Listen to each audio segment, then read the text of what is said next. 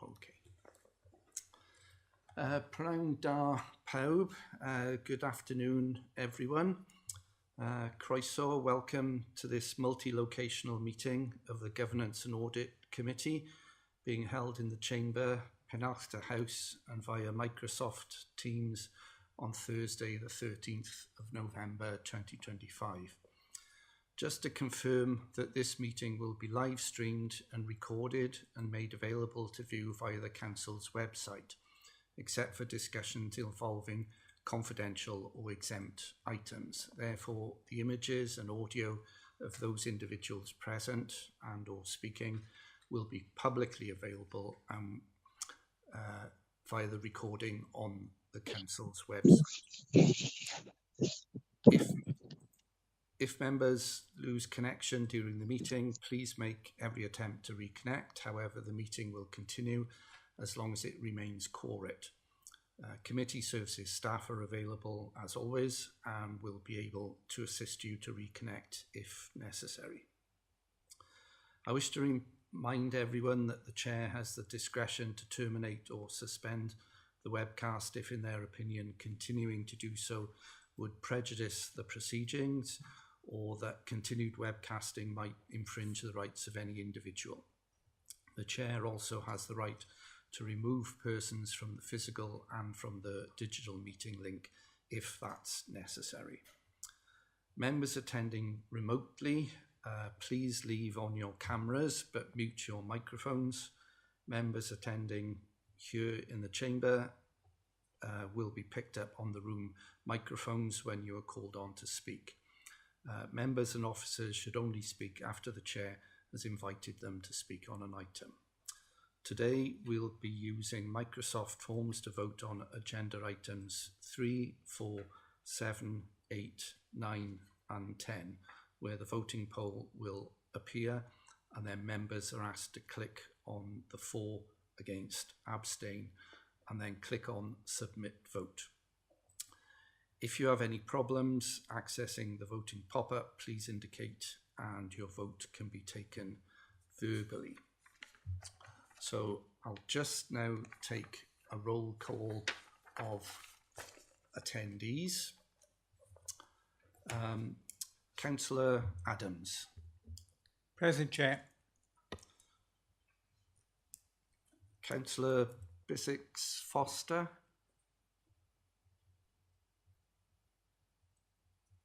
Okay. And I've got apologies from Councillor Broughton Pettit. Councillor Chacon Dawson. Present. Councillor Elizabeth Davis. Present.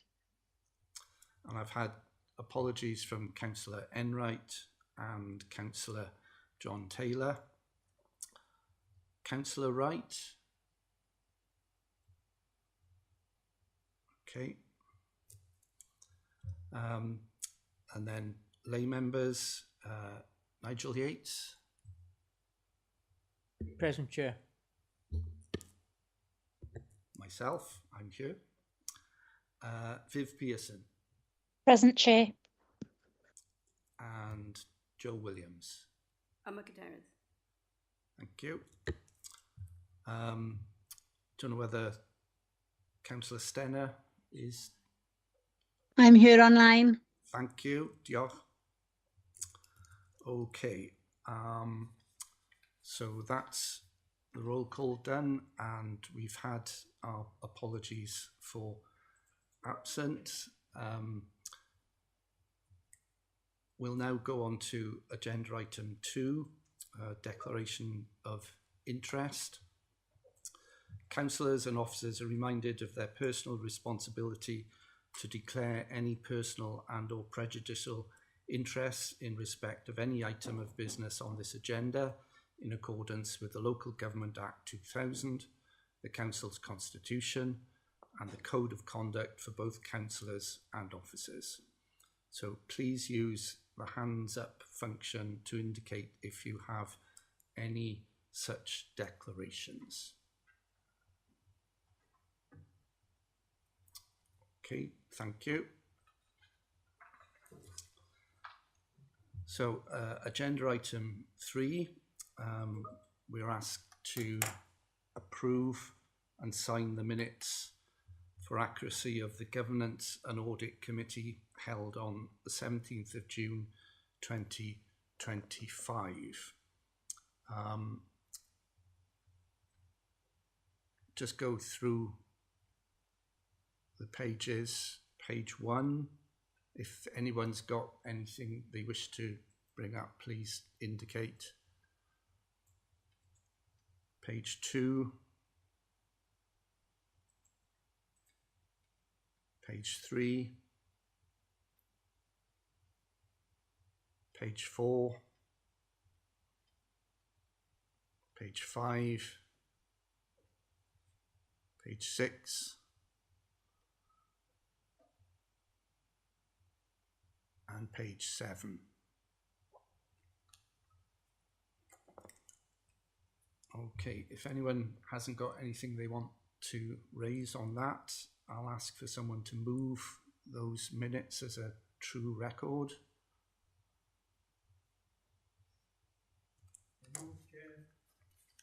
Thank you, Mr. Yates. Someone to second?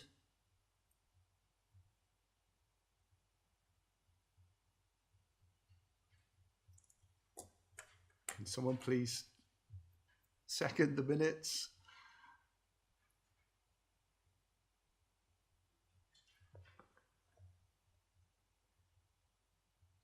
I'll second now. Thank you, Councillor Dawson, Jack and Dawson.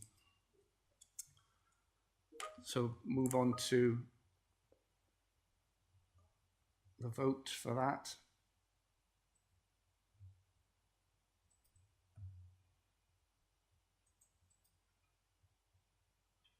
Okay, that's been unanimously carried. Thank you.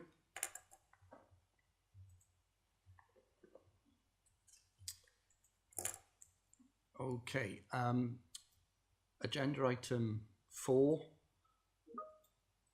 the Governance and Audit Committee Forward Work Programme. We're asked to note the Forward Work Programme and agree any changes, and then we have to vote on it. I thought we didn't vote if we were noting something. Forgive me if I've got that wrong.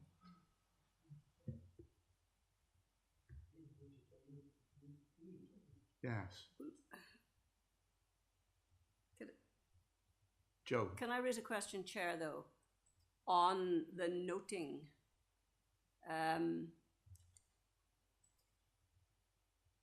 I think, how do we then express a view and request a change to this? If we're only just noting, because I have a request. Either we're noting or we're approving. Can someone please help me out? I think you're probably approving. So, yeah, there's probably just need to amend the word in the covering report for this. Okay. So before we go on to move and second and approve, then we need to have a discussion about it. Deb, were you going to take us through it? Okay, thank you, Chair. So this is the Forward Work Programme, which was populated a couple of months ago now in advance, and I think it was in line with the planned committees that we knew were already diarised, and the reports that we know come on a regular basis to the committee. Now, I understand that since this was done, we've had the panel performance assessment, and I believe that it's been requested that a special meeting be set up for the 2nd or 3rd of February to discuss that. So that needs to be accommodated. And obviously that may then also give us the opportunity to look at the Forward Work Programme around that meeting, to look at maybe some of the January items, and potentially the March items could be put into that meeting to just make the number of agenda items a little bit more the same as each on a regular basis. So that is an amendment that I think will need to be accommodated in the next forward work programme that comes to committee. Okay, so forgive me if I've got this wrong. We're being asked to approve the forward work programme here in front of us now as it was expected to be, but there's going to be amendments to it. So consider the items that are on the forward work programme as it is, and then obviously note that there's a special meeting being suggested by Chief Exec to discuss the panel performance assessment review. And I'm just making the suggestion that if that meeting then is going ahead, which I think it is, then you might want to consider whether any other agenda items on the forward work programme for any other meetings actually go onto that committee meeting as well. Just I suppose to just provide a little bit more balance in the number of items on the agenda. So that's for yourselves really in the committee to consider. I mean, obviously, if you want just to have a special meeting for that one item, that's fine as well. So okay, you'll be aware that I've been in contact with the Chief Executive about having a specific meeting to discuss the performance panel assessment. Okay, I didn't know that an actual date had been decided upon. No, that's a different meeting, Chair, sorry. Right. I think that date's only been suggested literally, was it today or late yesterday afternoon? So it is, very, very imminently being decided. So apologies, obviously, for not giving you that information. But I think that is a separate issue to you having a meeting with the Chief Exec. So I think that's for you to plan around your respective diaries. I'm not referring to, okay, that meeting that I might get suggesting myself there with the Chief Executive. No, it's just, scheduled meetings for the committee, right? Anyway, sorry for confusion. Nigel Yates, you wanted to say something. Can we just approve just part of this programme? If there's an adjustment to be made in the future, can we do the nearest sort of approved group? Yep, be helpful. Okay, I take on board what you're saying. Joe Williams, you wanted to say something. Thank you, Chair. Yes, quite apart from what's just been discussed, I have a request for a bit more definition on the forward work programme as regards the reports that are coming in terms of the period that they're covering. So, for example, the audit reports that are on here, the internal audit reports, the risk register even, and there's a couple of others, I'm sure. Can we have an indication, not an indication, sorry, a statement of the period, the end of the period for which that report will cover? Because that will help us, it certainly help me to get my head around how quickly our reports coming to us, how fresh they are, how recent they are. And we need that, I think. So, quarter end dates would be fine. And for example, Deborah, of course, reports generally on a quarter basis. So, quarter one, quarter two, 3 or 4, or the actual date. Because I noticed, for example, the corporate risk register report tends to say an update, an update on the corporate risk register. I would like to see a date in there. So it'll be the corporate risk register up until the end of whatever month is appropriate. So that would be helpful, give us more definition, give us a bit more structure, and help with our expectations and preparation for the meetings. Okay, thank you, Joe, and thank you, Nigel. Can I ask though, is that possible? Well, that's the next. I was. Sorry. You got ahead of me. Okay, that's right. So, Is that doable? Thank you, Chair, and thank you, Member. In relation to the two of the reports which come through our area, so the Corporate Risk Register and the Regulator Proposals Tracker, we always bring the most recent one to you. So the Risk Register is assessed by Executive Leadership Team on a monthly basis. So you'll see in that report, it is the report up until the end of October, which was the most recent that we can get to you. It depends on when your meetings are. It's very difficult for us to say the period it will cover, because we do bring the freshest information to you. Potentially we could amend the forward program to say the most recent, but we would always attempt to give you the most recent, because they are assessed more than quarterly. Thank you for that. Yes, I understand what you're saying. That's fine, but surely you can put in that month date. You know, for example, we're meeting on the 21st of January, say. So surely we should be expecting a report from you that takes us, the most recent report would be 31st of December, I guess. So if we can see that, please, that would be helpful, and keep us all more in the loop in terms of what period are we looking at here exactly? When did this happen? You know, that kind of thing. So that would be fine. There's the month end would be appropriate, I would have thought. Noted, and we always make that comment in the report as to what period is covering as well. Oh yes, I'm not I'm not complaining about that. I know the reports themselves tell us very clearly what the period end is that we're looking at, but I'm talking here about the future meetings, so we can see the plan. You know, we can see the dates going into the next, you know, into the future.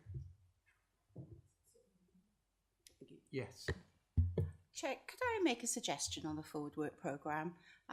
Looking at the forward work programme is quite extensive with the numbers of reports, and I think there's been challenges, you know, from the committee historically around being able to give a full time on each report when the meetings are so long, the reports are so detailed and so long. Could I make a suggestion of perhaps a working group from this committee, just to look at what we're bringing to you, when we're bringing things to you, what are the key reports, if there's reports that could move to information only. I just think it would perhaps lead to a more meaningful meeting if the number of reports was reduced. But I'd welcome, you know, views from the committee on that suggestion.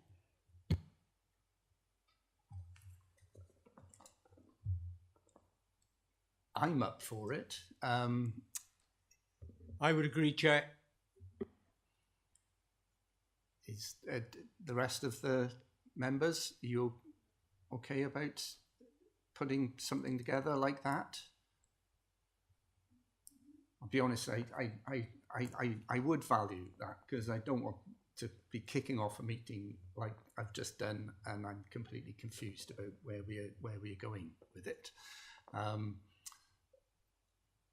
I'm not sure whether that can be included in this other meeting that we are, you know, potentially. It would be a separate meeting. It'd be a working group meeting that we would speak to the chair about how that's made up with the committee, and we can set that up probably December sometime. Yeah. Thank you, Sue. Mark, if I can just comment that that's fine, and that's, you know, that's welcome. But I think a lot of the reports that are on the forward work programme, you know, we'll probably end up concluding they still need to come to us. We've talked in the past a little bit about the reports that need to come to us. If anything, there are probably more reports that we would like to see than less or fewer. So by all means, let's do a review. Let's look at what's coming to us. But I'm not too sure that reduction in the number of reports will be the result. That's all. So I wouldn't want expectations on that front to be frustrated. Well, But let's do it. Yeah. Yeah. Let's not decide anything here and now. That's the whole point of a task and finish group. Is we work it out and see what's best. So yeah, we'll do that. Thank you for that suggestion. Before we go on to to approve the forward work programme. Did anyone want to say anything about the action log, which is part of this?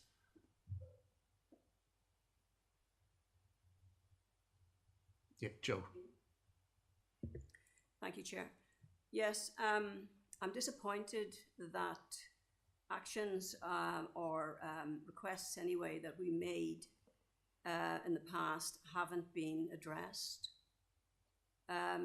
regarding this particular item, this action log. We did refer to it previously and express concerns about the length of it, the extent to which items were just sitting there, the pending description, what does that mean? If anything, it looks even longer to me this time round than it has in the past. We have items on there from 23-24 financial year. There are 3 on there. We have 16 items on 24-25 financial year. And we have, and you'll see that I've looked through it and I've kind of analysed it, there's 12 before even our June meeting of this year. So I am disappointed that this hasn't been addressed, this action log. We asked for more clarity regarding progress with the actions. We have Steve Harris on there as the responsible officer for maybe some, well, a large number of items. You know, it's meaningless in effect to me, and I can't see where we are with it, where we are with these actions. And so can this please be addressed this time round before we meet in January, so that we have a more meaningful report on this, please? Thank you, Joe. Yeah. Chair, can I make a suggestion that obviously some of these are not relating to me, not related to officers here, but can I suggest the task and finish group or working group goes through this list and see which ones are still relevant? Because I'm making the assumption if some go back to 23, they may no longer be relevant. So we can go through this list and then we can get those sorted and a timeline ready for the meeting in January.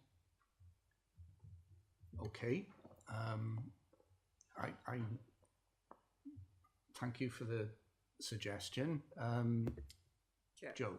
Chair, sorry, can I come back on this? What is the reason, please, for the lack of action on this action log? Can you explain to us why it just doesn't appear to have been looked at? Chair, I'm not sure whether they're not actioned or whether the spreadsheet hasn't been updated. I'm not sure, but we will look into this, and when we have that discussion with you, that will all come to light. Okay, all right. Well, I'd like to make sure that we get this sorted. Thank you. Okay, so we need to approve the forward work programme. Oh, sorry, Marina, Councillor Chacken Dawson, you wanted to say something? Well, I just wanted to say, what was the policy on reviewing the list, the action list? Is it reviewed and updated every fortnight, every month? What's the policy on it? There was something else, but I can't remember what it was I wanted to ask. So just that question for now. I don't know whether you can answer that, whether there is a policy or procedure, or is this something that we are going to actually put together by the working group? Thank you. Yeah, I'll take the action of reviewing the action plan and making sure that it is updated and that there is a column for complete, or we can just agree how it's removed through the working group so that the actions that are done are closed down. But I assume you would want feedback on that. So I will pick it up outside the meeting and I will take the action and then bring an update back to the next meeting, if that's okay. Okay. Thank you. Thank you. Okay, so we need to approve the forward work programme as it is now, but taking account of the discussion that we've just had. Can someone move? I move, Chair. Councillor Adams, thank you. Seconded. I second. Thank Elizabeth you. Davis. Yeah, thank you. And if you can vote on that.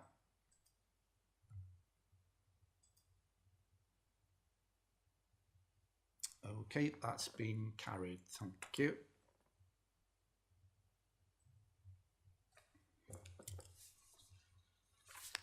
Okay, item 5 on the agenda, update from Audit Wales.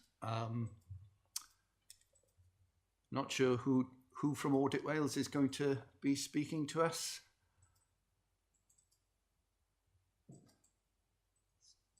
Sorry, I think you're on mute. Nicholas?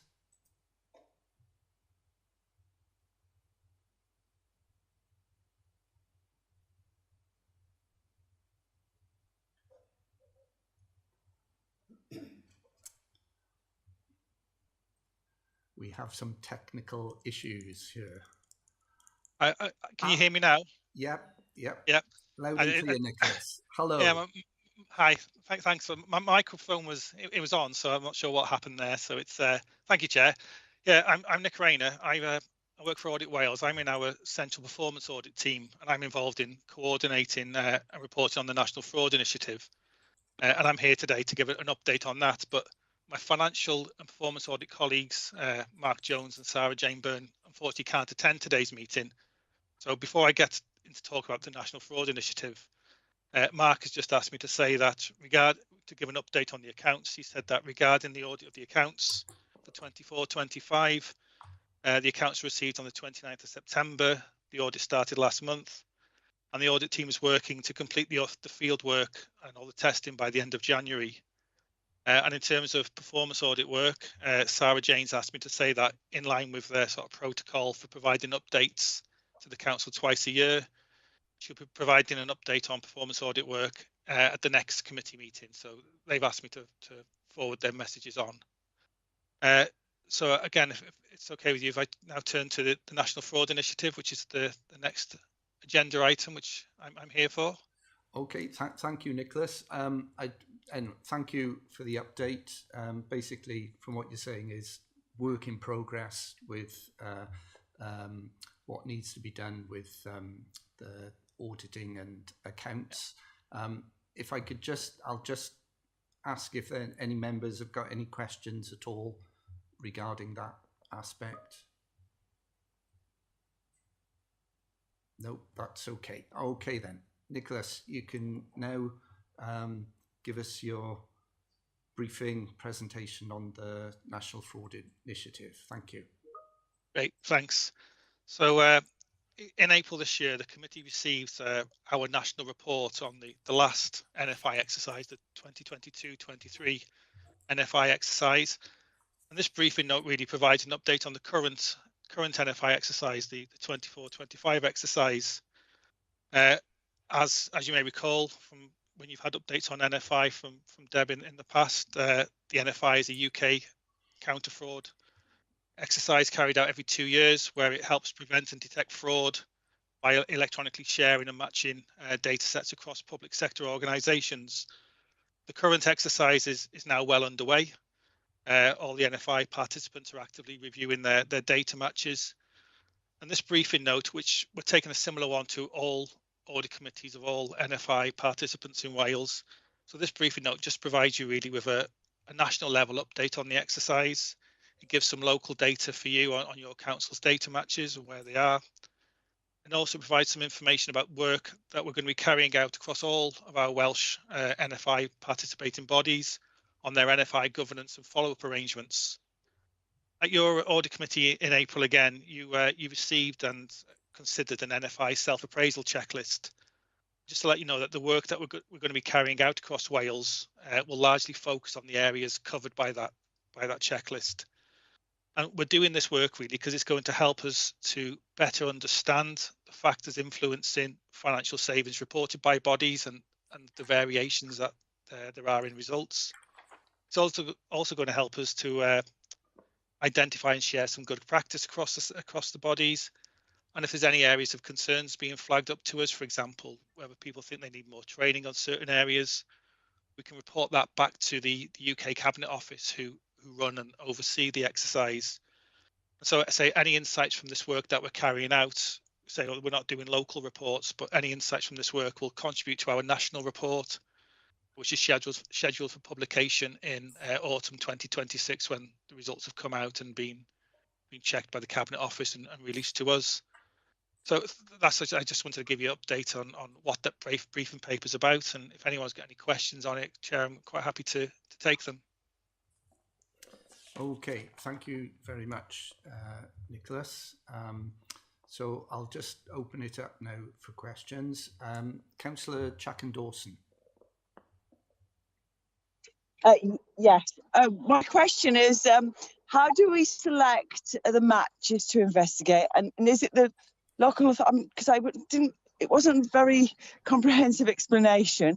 Do the local authorities do their own investigations, or is that done by the NFI staff? I'm not really sure how it works.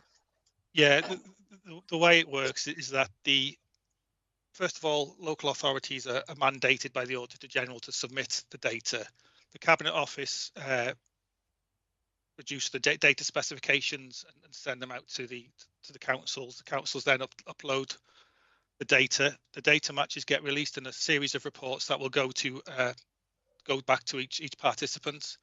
Each participant has an NFI key contact who is responsible really for deciding what risk assessment work is done on the data matches that come out in the reports. They then, the NFI key contact at the council will then decide and do the risk assessment and decide what reports they're going to look at and how many data matches they're going to look at and which ones. So all the investigation work is decided upon and carried out by the local teams. And I think you've got Deb, head of audit in the council here, if she was to maybe sort of chip in with her to sort of talk about what the council, how the council sort of investigates them and what their approach is. Yeah, thank you, Nick. Right. Yeah, so we get the detailed matches, and we'll have a look at how many matches and what the data sets are and how much resource we will attribute to investigating. So in some cases, for example, we have the NXG system, which operates over our purchase ledger.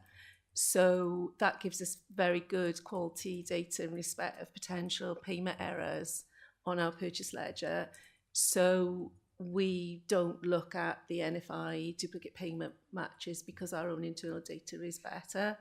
So so we have a look at the matches, and you can see that we have considerable numbers, and we'll look at that, resource assess, look at the quality and the risk, and then I attribute resource to looking at those matches and investigating them. I've got my member of staff here who does the majority of those with me as well, to if any information is needed. So so some of them. Yeah. Sorry. Go on. Are the checks randomised, or is there an approach? No. The NFI applies its own risk score to the matches, and right. they're prioritised. They get it's like a little dial. So we concentrate on the higher risk that identified by NFI, but our own internal review sometimes would say that that's not always as nuanced as it could be. So we also look at our own, we look at the nature of the match, the details of data, and we will look at some lower rated matches as well, because that might give us alternative information as well to help inform what issues may be found. Do you use public sources of intelligence? Well, we look at the data source within the match. So, for example, we look at council tax reduction scheme, and there's a report that comes up which matches those claimants to the HMRC stamp duty land tax database to identify where people have claimed council tax reduction payments and not disclose that they have property or capital. So we've got a few of those under investigation, one particularly the DWP are carried forward now, which might give us a considerable amount of savings if that investigation actually comes to fruition. So we will use information that's available to us within other data sources that may not actually be contributing to the actual data that was matched. Sorry if you see what I mean.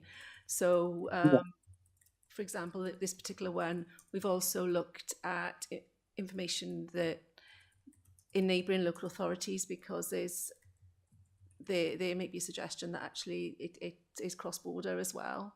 So it really does depend on the data source, the type of match, the value. You know, it's not tick a box. It's a lot more nuanced than that, if I can explain it that way.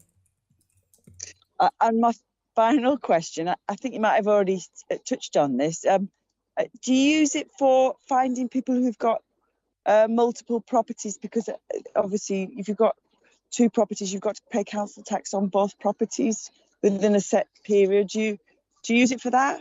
We haven't. Again, council tax, the liability sits with the person who occupies the home.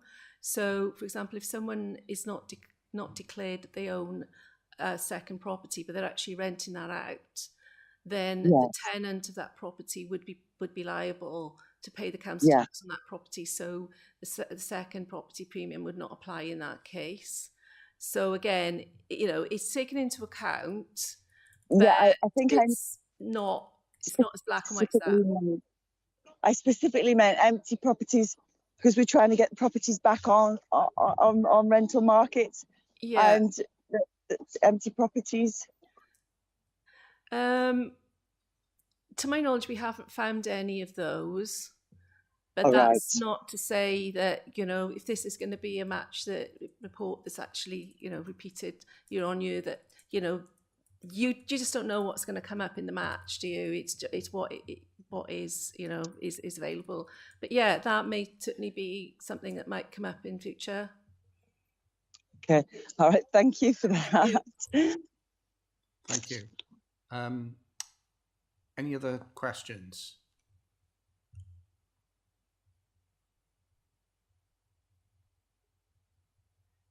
Nigel, did you want to ask a question on this?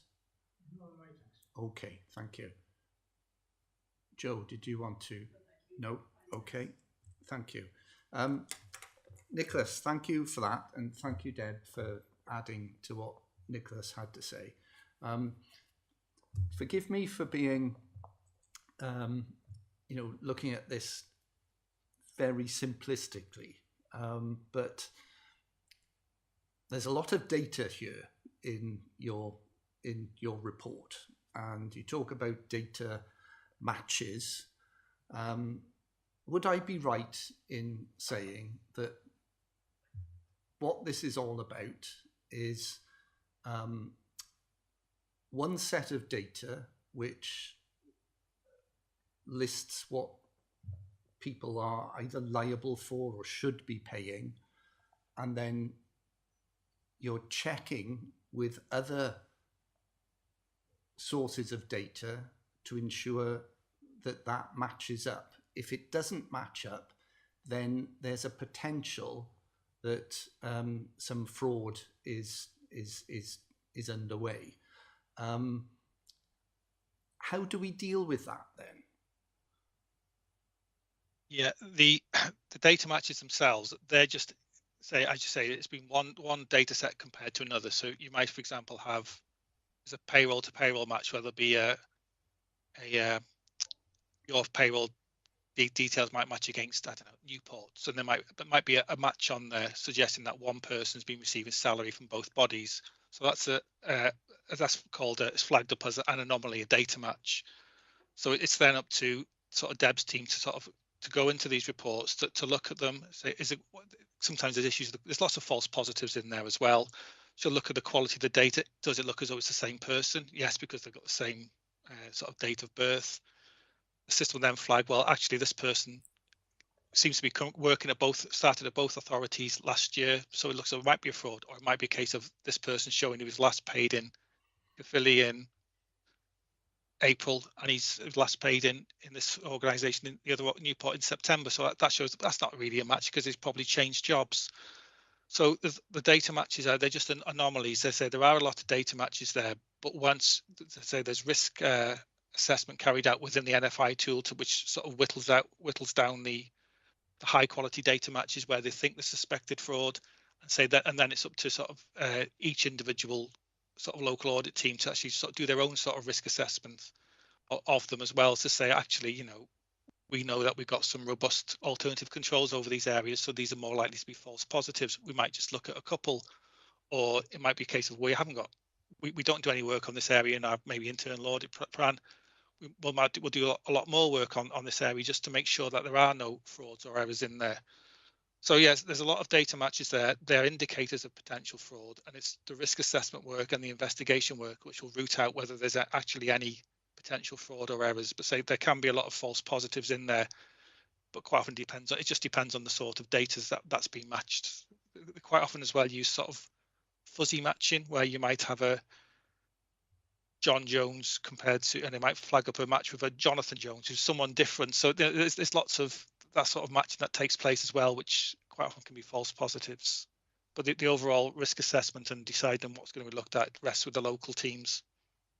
Okay, thank you.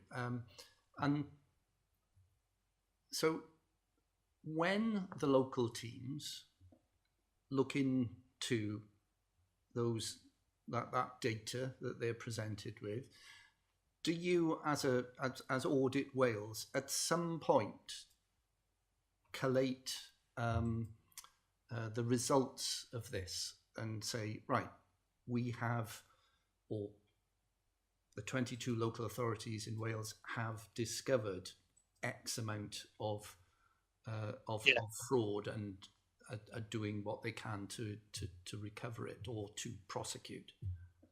Yeah, that's what comes out in our biennial sort of national report. So the report that came out last October, that will summarise the results of the exercise for Wales. And again, our next report will be in autumn 2026, and then we'll report on the overall outcomes for Wales, where the matches are, how many frauds or errors have been identified, and then if we've got some cases of good practice or some interesting case studies, we can include them where we then report on at a body by body level. But our reporting is Wales wide, so it's not breaking it down for each council, but we will report on the number of frauds or errors reported for Wales. Okay, thank you. I think Councillor Chacon-Dawson wants to say something else. Well, I just wanted to ask, has this demonstrated value for money across the whole scheme? Well, we believe so, yes. And the last exercise for the period from 1st of April 2022 to the 31st of March 2024, frauds or errors, it was either actual fraud, hard cash that's gone out, or estimated sort of fraud that's been prevented, totaled £7.1 million for Wales. So there's some good returns coming from the exercise. Okay, thank you. If there's no other questions or comments, sorry, Deb, did you want to say anything? No.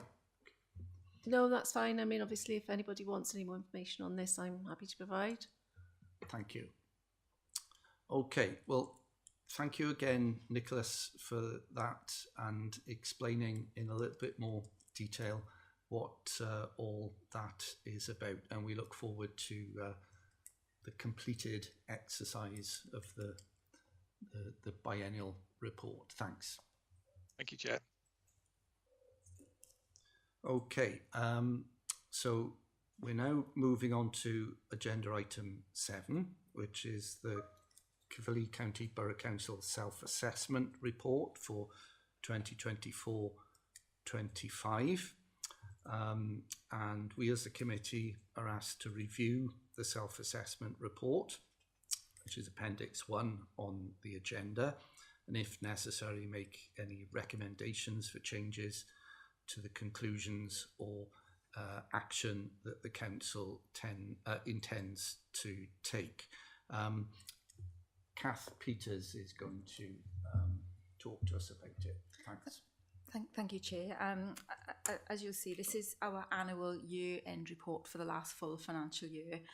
It's presented to you as Governance and Audit Committee, and then thereafter it will be presented to a formal joint scrutiny of all elected members on the 1st of December, and thereafter to Cabinet on the 10th of December before publication and submission to the external bodies. It is an important part of the performance management framework and an important part of the calendar year for the Council. And as the Chair says, your role is to assess the conclusions the Council has made about its progress and actions and to make recommendations to Cabinet if necessary. The report fulfills our duty under the Local Government Elections Act to keep our performance under review, and as a reminder, that's at 4.3 of the report there, we have a duty to ensure that we are exercising our functions effectively, using our resources economically, efficiently and effectively, and that we've got effective governance in place to secure that as well.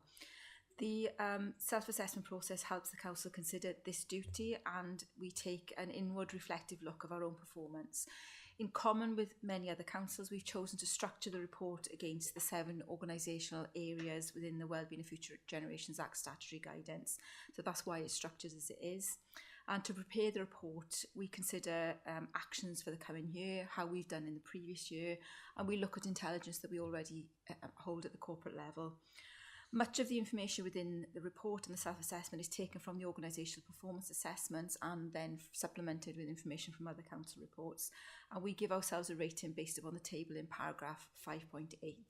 You will see within each section of the self-assessment there's an individual rating under each section, but overall we've assessed our performance as effective for that financial year. There's an additional section to this report that you wouldn't ordinarily see, because also under the Local Government and Elections Act, the Council has a duty to convene a panel performance assessment once every electoral term, and that's once every 5 years, and that panel performance assessment took place for us in September. So as we alluded to in the item when we talked about the forward work programme, we are currently aiming to have a special governance and audit committee sometime in early February with you to discuss that with you as a committee and to take you through the report itself, which we are still finalising with the Welsh Local Government Association, and also the actions that the Council intends to take to meet the recommendations within that report. Overall, it was a very positive process and a very positive report for the Council, but obviously we'll bring that formally to you as and when we can. Our intention for the panel performance assessment is we will include those actions within the next self-assessment action plan, because they are largely focused around corporate functions and corporate activities. So that's our proposal at the moment, but we will obviously discuss that with you in February. And they will be monitored as part of the organisational performance assessment and thereafter reported within the self-assessment annual report. And just a point to note before we get to the report itself, the Leaders Forward is not yet included in the self-assessment itself, because Councillor Jamie Pritchard, as you may be aware, was confirmed as the new leader of the Council this week, and therefore it will be included in later versions of the report as they go through to joint scrutiny and to Cabinet. I don't intend to dwell on the detail of the report in my summary, because obviously it's quite extensive. I'm hoping that we can answer any questions that the committee have around that or the process. Thank you, Chair. Thank you, Kath. Yes, it's over to us to dwell on the detail. Talking of which, before I open it up to questions, page, sorry, I've scribbled it down. Yeah, did it? I thought it. Yes, page 54 of the draft self-assessment report.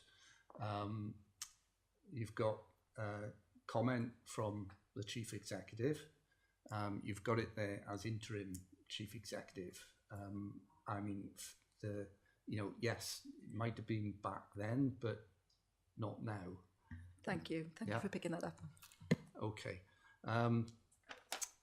Okay, I'll just open it up for other questions, and as we go through, there may be other things that come up.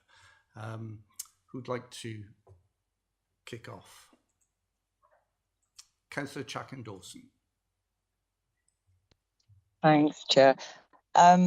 First of all, it talks about a member scorecard. I'm not sure what that is.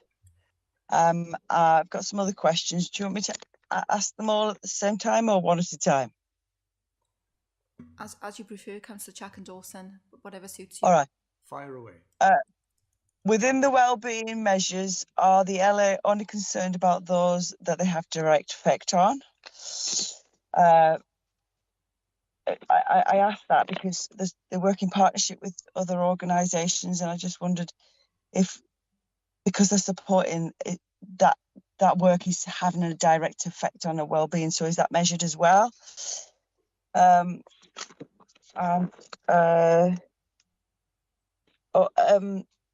the staff, there's no mention of staff moving from one department to another, so it's misleading because it only says about staff coming and staff going, and considering that there might be a loss of staff coming up in the future, people might think that they've been misled about how many staff there is. Hold on a minute.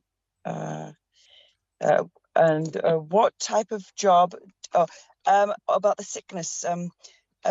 There's no mention of what type of jobs they have, because in some jobs, even if you've got certain symptoms, you can still work from home.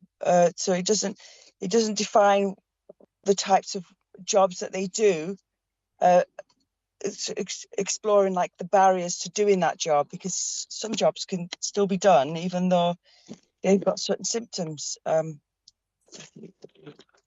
hope you understand what I mean.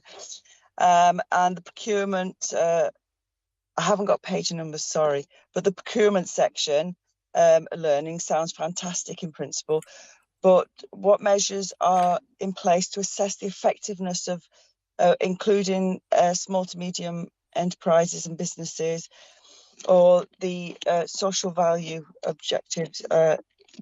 How do we measure the effectiveness of those?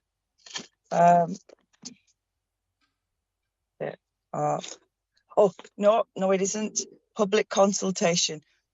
No one can deny the consultation engagement effort. Brilliant.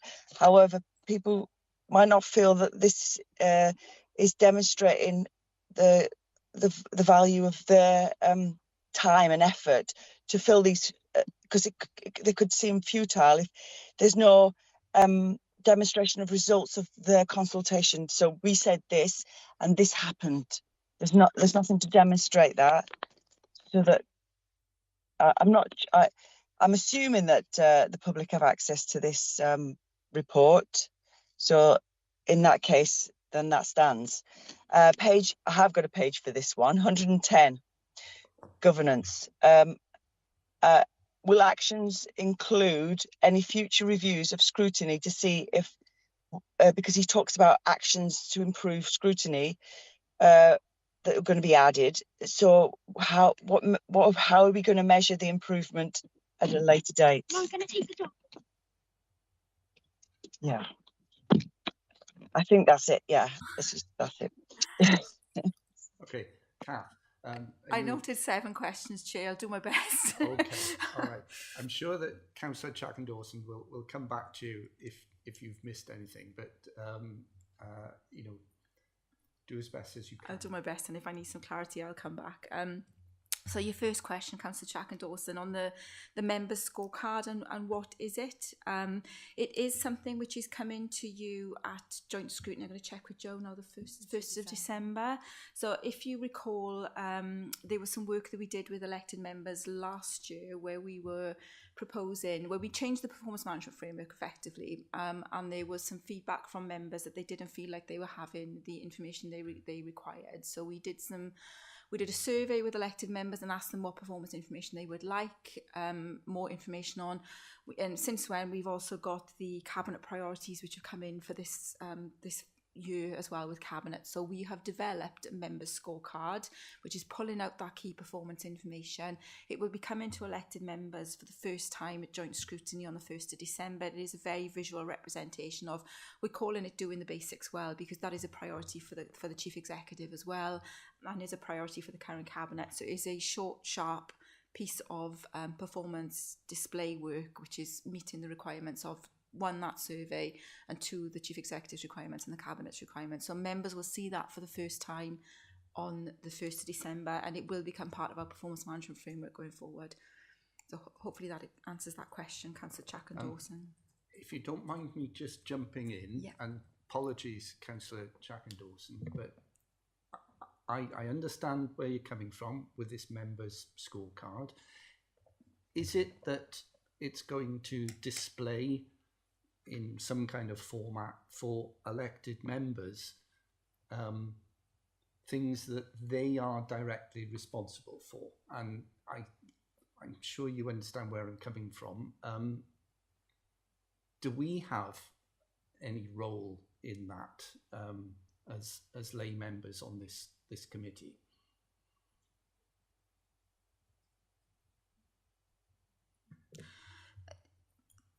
It is a set of measures that that are meeting those requirements. So there are some, I think there's some planning measures in there because that was a particular interest to elected members. We have measures in there on things such as community safety, customer focus, etc.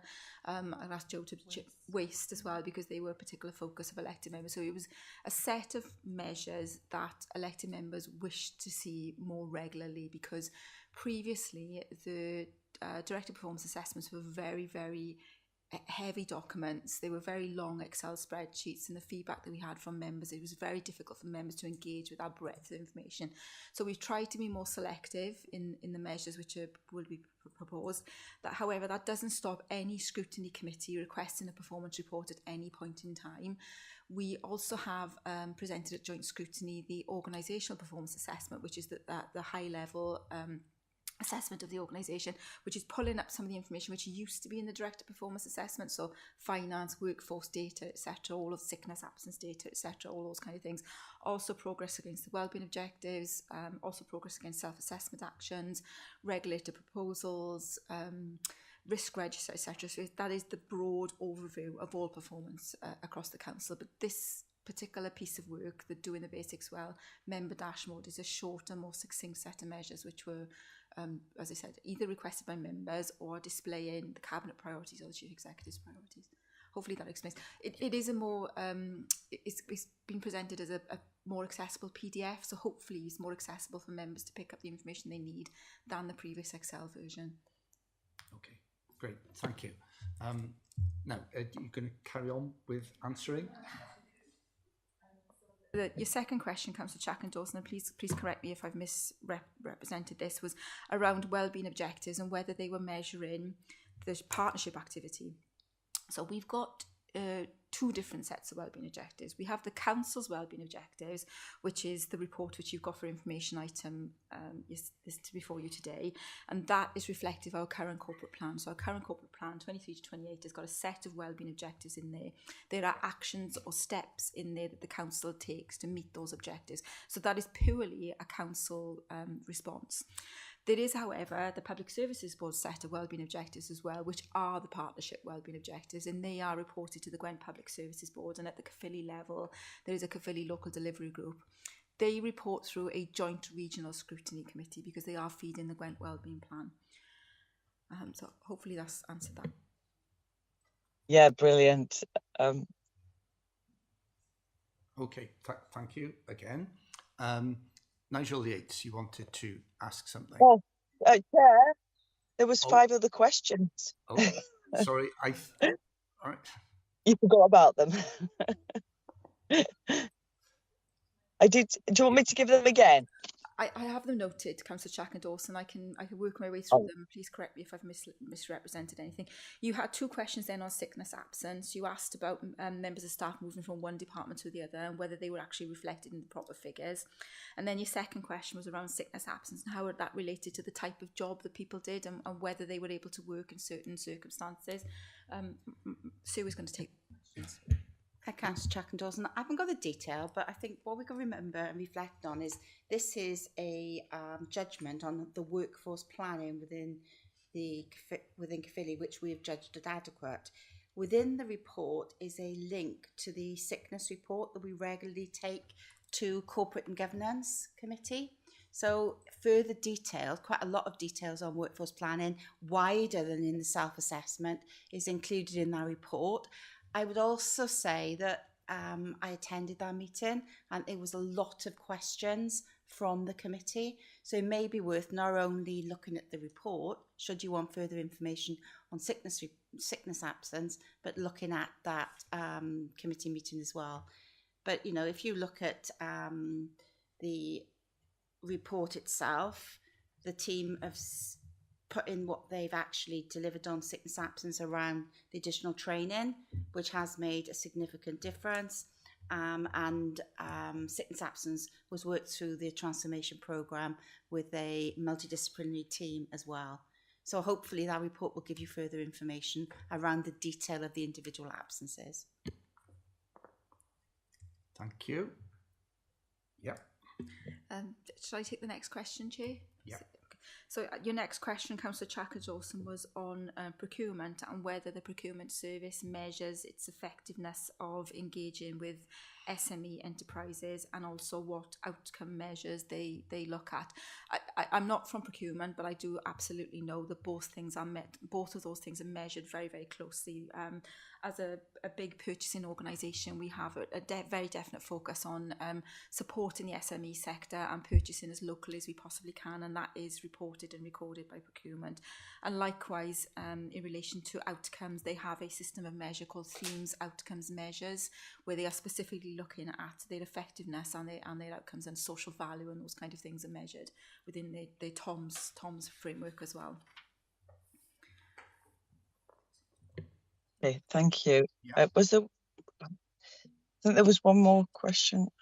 Yeah, I think. About public consultation. Two questions I have noted, Councillor Chacken-Dawson. One on consultation and engagement, and there's a lot of effort you recognise in terms of the council doing its best it possibly can to do that, and we do obviously focus on that quite extensively, and you will see the Caerphilly conversation pages, which give a really good breakdown of the consultation and engagement activity that is either underway or has been reported, and you'll see references in the self-assessment to activity that took place over the last year. It is also reported through the organisational performance assessment, so we also report consultation and engagement through the organisational performance assessment, which goes to joint scrutiny as well. So we do, obviously, within each piece of engagement activity, generally that is ending up in a scrutiny committee report, and therefore we are feeding back on the results of that consultation engagement to decision makers. Brilliant, thank you. There was one final about the governance. The audit review that scrutiny wasn't working properly, and there was going to be actions added to in the draft assessment. It said that there was going to be actions added to improve scrutiny, but how are we going to measure if it's been effective? Again, Councillor Chacken-Dawson, I'll do my best to answer that. I'm not from committee services, but there was a recent Audit Wales report into the effectiveness of scrutiny, and I know that there's a lot of effort going into meeting the actions of that, and action plans being developed, and I know that committee services are working extensively on that action plan. It is reflected in the self-assessment report under the governance section, and therefore will be reported on throughout the year as part of that process. And as I said, those self-assessment actions are also part of the organisational performance assessment, so we will be measuring our progress against those actions, and those actions have been developed to improve scrutiny, so but one leads to the other. Okay. So what we'll do is you're measuring so in effect you're just measuring the action, so you measure if the action's being completed, but you're not actually saying measuring if the scrutiny is now effective. Is that what you're saying?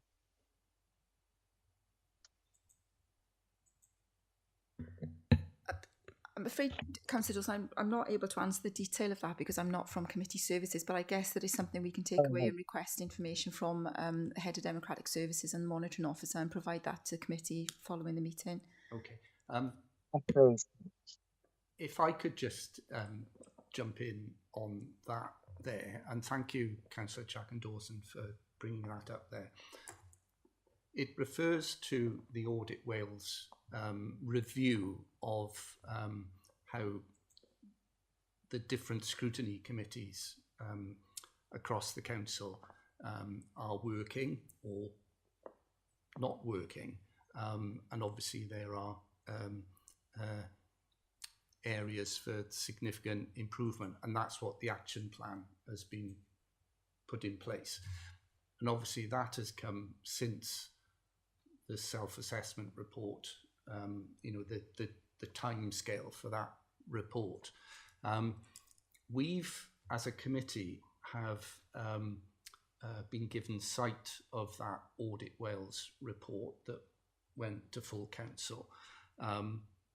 I'm making a formal request as chair that we put that onto a future Governance and Audit Committee agenda so that we can discuss it, comment on it. I know that it's not required for it to come to us, but I think that there are a lot of crossovers between the work that we do and the work that the scrutiny committees do.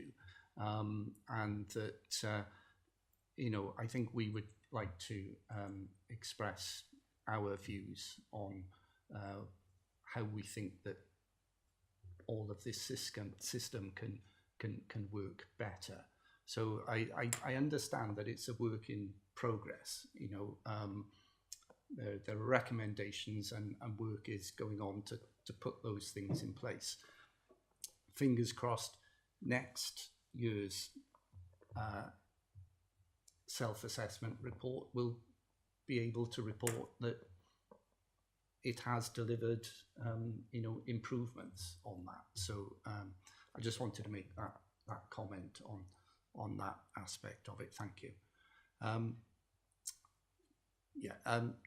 Nigel Yates, you wanted to say something? On page 64, we've got the revenue budget outturn. Excellent report there on £8 million underspend. Two blotches are the 3 million on the schools, which I can understand, I know a bit about that. I'm a bit lost with the one on miscellaneous finance, 3 million. I couldn't find any sort of report on that loss. Any ideas?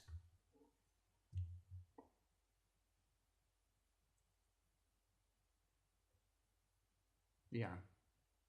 Sorry, could you refer me to the right paragraph so I can find it for you? Page 64. So, page 63, under the revenue budget outturn. There's a detailed list there of the excellent report on the underspends. Yeah, I don't have the detail to hand, but can I find it and send it around, circulate it afterwards? Sorry? You asking for the detail on that specific miscellaneous finance? Yeah, I don't have an idea what it is. I don't have it to hand, no, but I can circulate it afterwards. Yeah, is that okay? Yeah, it's a bit of a sad thing that the finance department let the whole thing down a bit. Yeah, okay, thank you. Another question. Yeah. On page 71, I think it is, procurement figures.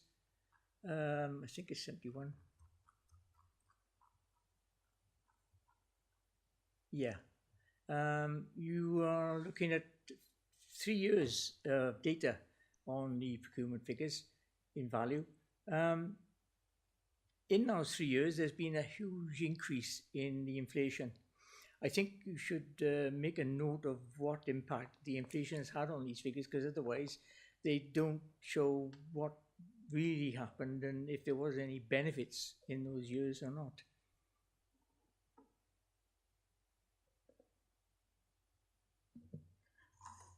Thank you. Yes, We can take that back through to the procurement service and ask that they make reference to headline inflation in those years in the table. So that is, there's a more reflective comparison within the table. Certainly we can do that. Okay, that's all. Thank you. Joe Williams. Thank you, Chair. I'm pleased to see the improvement in this report, because I think it's the third one we've had. And I mean, it's so much better than we've had in the past. So thanks for all the hard work, I'm sure, that's gone into that. It has improved, immeasurably, really. I've still got, I've got a fundamental question, which I had way back, and I've still got that. And then I've got a couple of, I've got a question on the risk management section. But my question really, and a suggestion to sort of address it maybe, that you might want to think about, is about how do you arrive at the assessment for a particular area. For example, the procurement and IT. The council judges it to be effective. Now, in the beginning of the report, it does set out what does effective mean. And there's a nice table there that talks about strengths and weaknesses. Now, I think it would benefit for those strengths and weaknesses to be brought out in these sections. I'm not saying you haven't got it there, but this is a very long report, and it takes a lot of time to hunt through and sift out what are the strengths, what are you looking at as strengths, what do you think are weaknesses. I appreciate you have the actions in there, and that's very good. That's very good to see the actions that were agreed last year and the following through, to the extent to which those were completed, and then the actions going forward, which you want to put in place in order to achieve improvement. That's all great, but I think a simpler presentation of the strengths and weaknesses as you see it for each item would help us to understand how did you arrive then at it being effective. And that would tie back nicely to your key at the beginning. I have a question mark over the risk management section. Now, of course, that's of great interest to this committee in itself, and not just the corporate risk register. Of course, we're interested in the whole arrangements for risk management in the council, and that's what you've assessed here. I wanted a specific piece of information. There was an internal audit review on risk management in the council, and as far as I can see, looking back, that did actually complete in January 2025. Two questions. If we can be reminded of what was the opinion on that. And the second question I have is really, why is it taking so long to put those recommendations into place? I think you say in this report that you're going to wait in revising the strategy for risk management because you want the recommendations of that internal audit report to be considered or to be implemented. But I mean, that report was finished last January, so why? And I know this is a 2024-25 period we're looking at, but just the same, I don't quite understand why we're still not clear about the implications of those recommendations, and that is holding up the review, or seems to be, of the risk management strategy. So that's a question of two parts. It's about the opinion. What was the opinion? Because I don't know what the opinion was. And you know, I couldn't find it, to be truthful with you, when I looked back through internal audit reports. And the second question is, why is it taking so long to take into account the recommendations? Chair, I'll come in. I may bring Deb in, obviously, as head of internal audit to answer some of those questions. Yeah, it was completed earlier this year, and it is summarised in this on page 87, and is also part of actually your next report on risk management. We have convened a risk management group.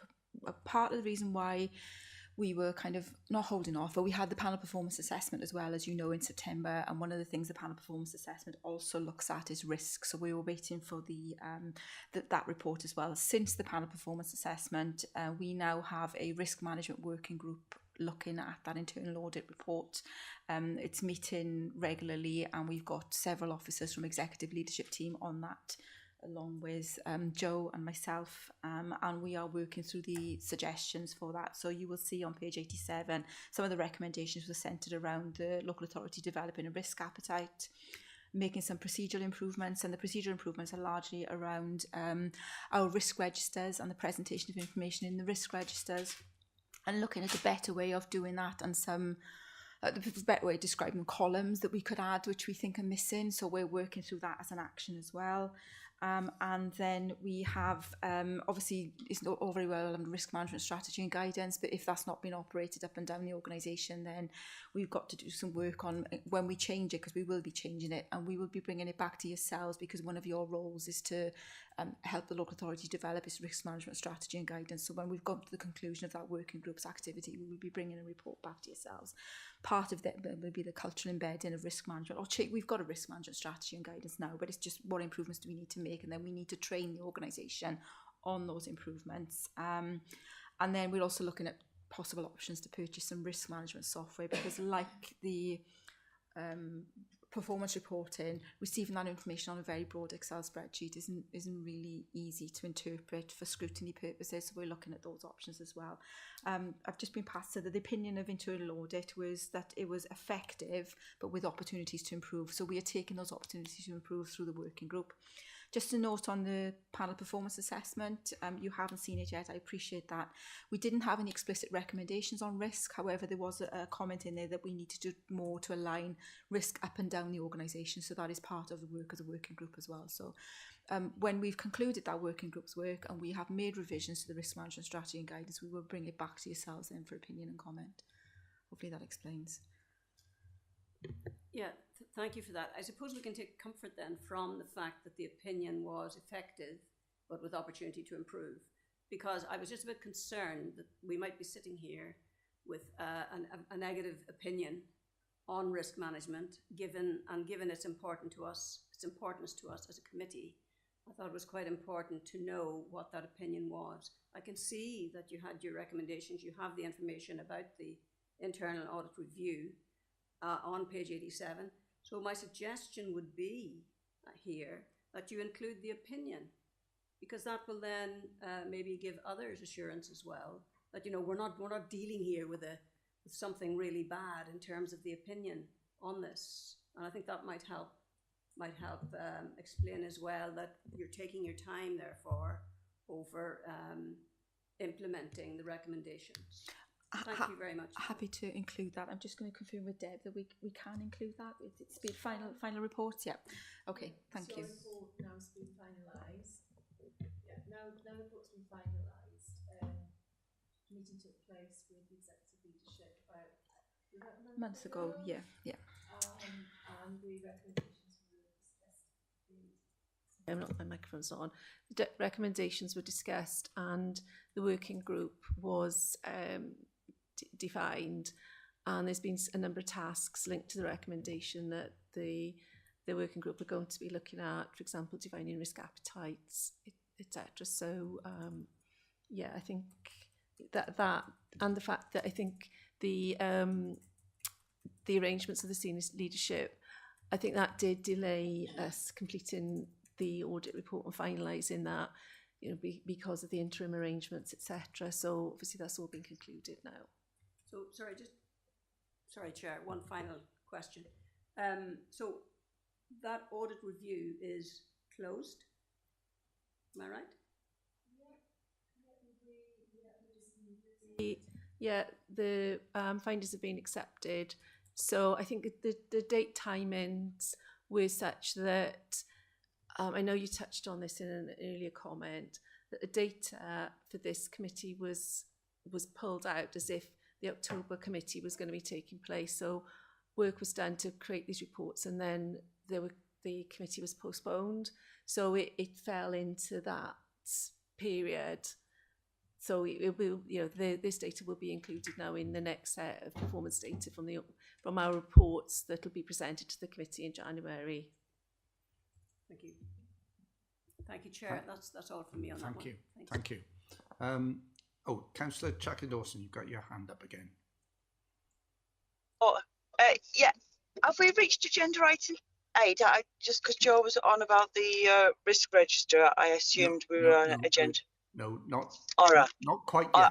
All right. Just, all right, I'll wait then. Hang fire, okay? Has anyone else got any comments or questions regarding the self-assessment report? Okay, so we need to someone to move that we the recommendation. Yeah, I can move that, subject to what we've just discussed in terms of suggestions for improvements. Thank you. Thank you, Joe. And someone second? I'll second that. Thank you, Councillor Chapman-Dawson. And so we'll vote on that.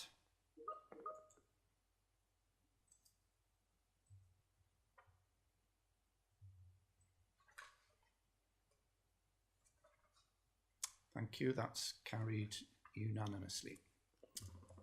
And thank you, Kath, for keeping up with all those questions.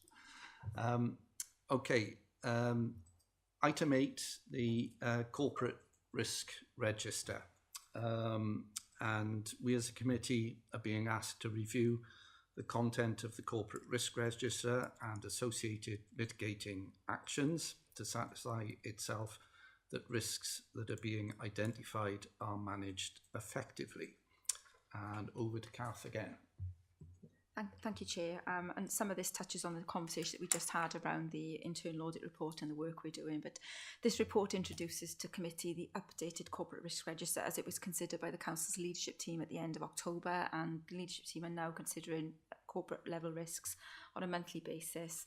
And the purpose of the report is for yourselves to review and challenge the register and provide any comment on the register itself and any of the mitigating actions.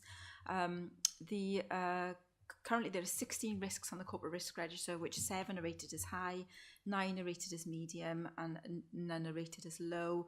And at paragraph 5.6 of the report there, you'll see some summary on the movements and where risks have changed.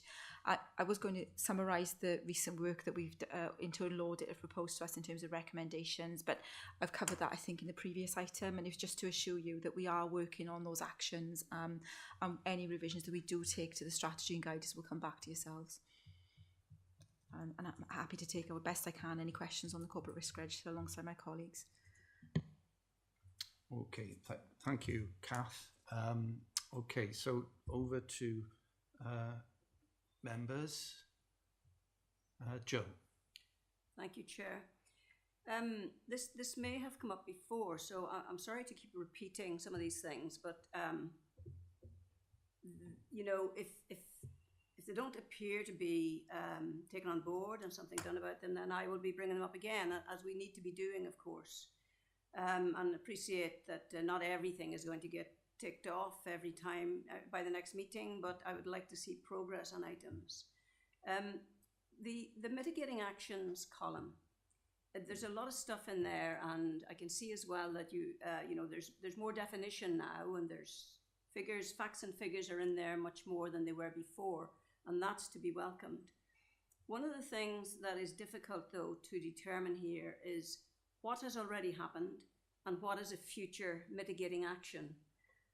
And I'd like to see that a bit clearer. I just find this quite difficult to distinguish between the two of those, and therefore it makes it difficult. Of course, I'm sure we're all doing this. We're all looking at the reds, aren't we? And looking at the ones that are the most serious risks and what is being done about them, and is it going to have any effect? That brings me on to the target risk column. And I think this was asked before, maybe not necessarily by me, but I think it was asked before about the target risk. And I think we need to know a little bit more about, you know, the extent to which these mitigating actions, are they past or particularly the future ones, I suppose, are going to progress towards that target level risk. And, you know, again, it's something that you can't really glean from this. And I think maybe we should think about percentages in terms of, you know, level of progress. Obviously, this is all your officer, the council's estimation. We can't We can't estimate that as an audit committee. You need to sort of do it for us, if you like, and then it's up to us to sort of try to understand that and accept it. So I would ask for that we can see some measure of the progress that you think these actions are going to make getting towards the target. Now, I mean, the target with some of these, of course, remains red. So that's, there's very little can be done about that. But for example, the medium-term financial risk, red, hopefully going to green. I mean, that's a big step. But again, how do we know these actions are going to achieve that movement? And is it realistic even to have that in there as a low, as the target risk being low? I mean, that does seem to be a large leap of faith. Those are my two main points. And so I'll leave that with you. As I said, I've been looking largely at the reds. I know there's a lot on here beyond that, but I think that's really got to be our focus. Thank you. Thank you, Joe. Kath. Thank you for those comments. The first comment you made around the mitigating actions not being, I suppose, the difference between action and activity. So what actions do we tend to take and what activity have we taken within that period is absolutely something that got picked up in the internal audit report. So when I mentioned within that, the action list where we're looking at the processes for risk management, we are looking at that. So, and when I mentioned that we will be adding some additional columns to the risk register, that is one of the additional columns that we will be adding. So we will be doing that. Excuse me, I'm going to cough a second. And then your second question then about progress towards that target risk. I don't recall that coming up in the internal audit report, but I think that is absolutely something that we can include within the working group and include that percentage figure within that column. I think it's absolutely appropriate that is included. Otherwise, it's open-ended, isn't it? How long is it going to take you to get to that target risk? So I will feed that back into the working group, and that's helpful to us. Thank you. Thank you. Okay. Nigel Yates.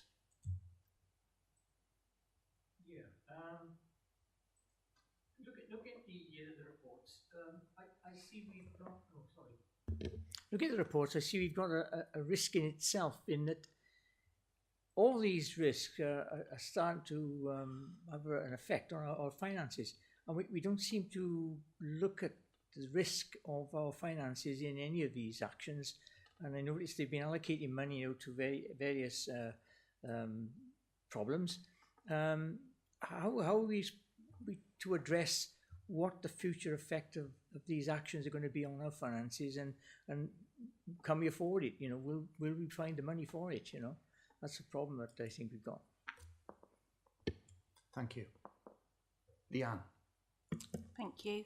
Yeah, that risk would be assessed through the medium-term financial plan risk, because all of those pressures and our forecast on funding all feed into our medium-term financial plan. So it is assessed there. It is a red risk at the moment because of the pressures that we've had and because we've been using temporary resources and one-off use of reserves to balance.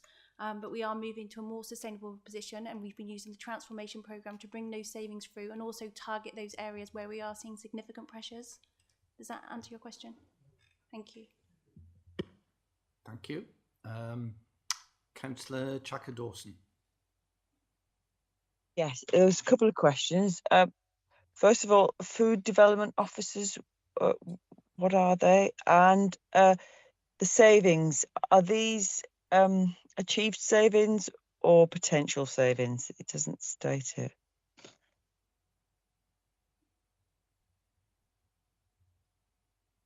Yeah. I'll take the food development. Just to say, they are funded by the food development grant to support our food bags. I'm more than happy to send some details of the work they do to Councillor Chaka-Dawson, if that would be helpful. Yes, please. Thank you. Okay. Leanne. I'm really sorry. Could you clarify which savings it is you're referring to? Oh, in the risk assessment, it talks about. Oh gosh, I haven't got it on me. It talks about savings, so many million savings. I'll have to email the question because I haven't got the report in front of me. So I've only got my questions that I wrote down, and they're quite rudimentary. Sorry, Chair, maybe I can help. It's risk 2, I think, Councillor Jack and Dawson, under the medium-term financial strategy risk, yeah? That's it, yes. Yep. Okay, so in terms of the savings requirement, where it sets out what the gap is, so it's saying there's a £28 million savings requirement over the MTFP period. So what it's saying is that's kind of stating the gap of the MTFP, and what we're saying is we will need to deliver savings, or our gap can also be closed by changes in our funding streams to do that. And obviously through the transformation programme, which we do report on regularly, we have targets for this year and for future years, and we've also got our savings. So all the savings are RAG assessed in terms of their delivery. So this one isn't referring to what's being delivered, it's referring to the gap of what savings we need to come up with over our medium-term financial plan period. No, that's not what I'm. There's a list of about 4 or 5 different areas that could be can contribute to savings, like the transformation programme and other things in a little list. Okay, I can see them now. Yeah, so where it says the 25-26 revenue budget approved by council included, and then it lists the different savings. Yes, that's it. So yes. All of those savings are approved for 25-26, and all the revenue budget monitoring reports that we take will report on delivery of those savings. So they already are in action. They have been removed from service budgets, with the exception of the transformation savings target, which is an in-year target, and the transformation programme comes up with savings proposals, and they go through the right governance to get approved and deliver in year. And they are all reported through the revenue budget monitoring report. So they're both potential. Though these aren't potential, so these are ones that were approved as part of the budget setting for 25-26. Right. So they are definite definite savings. They were definite savings signed off by full council, and then we track their delivery through our revenue budget monitoring reports. Okay. And can I ask, does have the savings that you've projected and they've definitely been signed off, have they all come to fruition, or have some projects, like at the last minute they've realised that it's not worked out quite as well as we expected, or it's worked out better than we expected? Is anything like that happened? Yeah. So in any of the projects? If I don't have it to hand, but I can circulate it afterwards if it's of interest to you, if you haven't already picked up on it from your other meetings. But so in the revenue budget monitoring report, we have a section where we do a brag rating of all the savings that are included in the budget, and we say whether they are delivered, on track to be delivered, have some risk or have significant risk of delivery, and then we detail those ones which have significant risk of delivery to say whether it's a profiling issue, as in it will deliver next year, or whether a subsequent decision or something has happened that will mean it won't be delivered. And that is all set out in the revenue budget monitoring reports that go each quarter. All right, brilliant. Thank you. Okay. Right, thank you. I can't see anyone else indicating any questions, so we need to approve this recommendation. Can someone move? Councillor Adams, thank you. And a seconder? A second, Chair. Thank you, Nigel Yates. Oh, sorry. Councillor Elizabeth Davis, did you want to say something?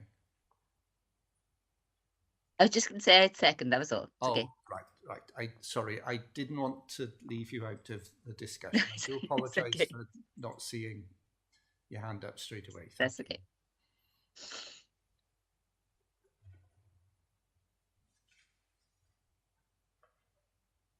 Okay, that's been carried. Thanks. Okay, so agenda item 9, updated terms of reference for the corporate governance panel. We as a committee are asked to approve the updated terms of reference. Deb. Thank you, Chair. Thank you, members. So the Corporate Governance Panel has been in existence a number of years now, and its remit is to consider governance issues and to contribute to the development of the annual governance statement, which forms part of the annual financial accounts. So since the last time the terms of reference were reviewed, there have been a number of changes, for example, in respect of names and titles, roles and responsibilities, and also some discussions have taken place about frequency of meetings, etc. I would say that the changes are not fundamental, but obviously they do, we do need to make sure that they're correct. So I attached as Appendix 1 the updated terms of reference, and as it forms a fundamental part of the effective governance arrangements of the authority, I'm asking you to approve these new updated terms of reference, and I'm happy to take questions. Thank you. Thank you, Deb. Okay, I'll open it up to members. Joe. Thank you, Chair. The membership, I feel, is missing, and tell me if I've got this wrong and if it's represented in some other way, adequate human resources management, human resources governance representation. And I think it's a very important area. We've been showing interest in that area and have had reports. We've had the Human Resources Director here giving us reports. We've heard earlier about, we've heard people talking earlier about the workforce part of the self-assessment perhaps. And so, you know, that's the one concern I have with this, is that there doesn't seem to be proper representation. I mean, I was a bit concerned about IT as well, but maybe that's represented through the Director of Transformation, Digital and Procurement. I'm really not sure, but certainly the human resources element does seem to be very light here, and I would just be concerned about it not being properly represented in terms of considering and improving governance. Okay, so the Executive Director for Corporate and Regen covers off the human resources function on a normal basis. However, as the terms of reference do state, that other executive directors and directors can be invited to participate in the panel. So that is something that we can take on board, and we can consider whether or not that needs to be a stand-in in the revised updated attendee. With regards to IT and cyber, the CIRO, which is a Senior Information Risk Officer, that role is actually performed by the Director of Transformation, Digital and Procurement. They take responsibility for IT, cybersecurity, so that role is actually done and presented at the panel. Chair, thank you for that, Deborah. That's great, and I hope that you'll consider that seriously, because I don't think it's a matter that can be just dealt with in terms of as and when the Director of Human Resources is needed. I think it's kind of should be central to the membership of that panel, not just sort of considered now and again or when it comes up. You know, human resources governance is core to the overall governance of the council. And I can go into that in more detail, but I'm not going to take up any more time on it. But I do feel quite strongly about that. That's fine. We'll make that amendment to these draft terms of reference before they're finalised. Yeah, I think I take on board what you're saying, Joe. It's the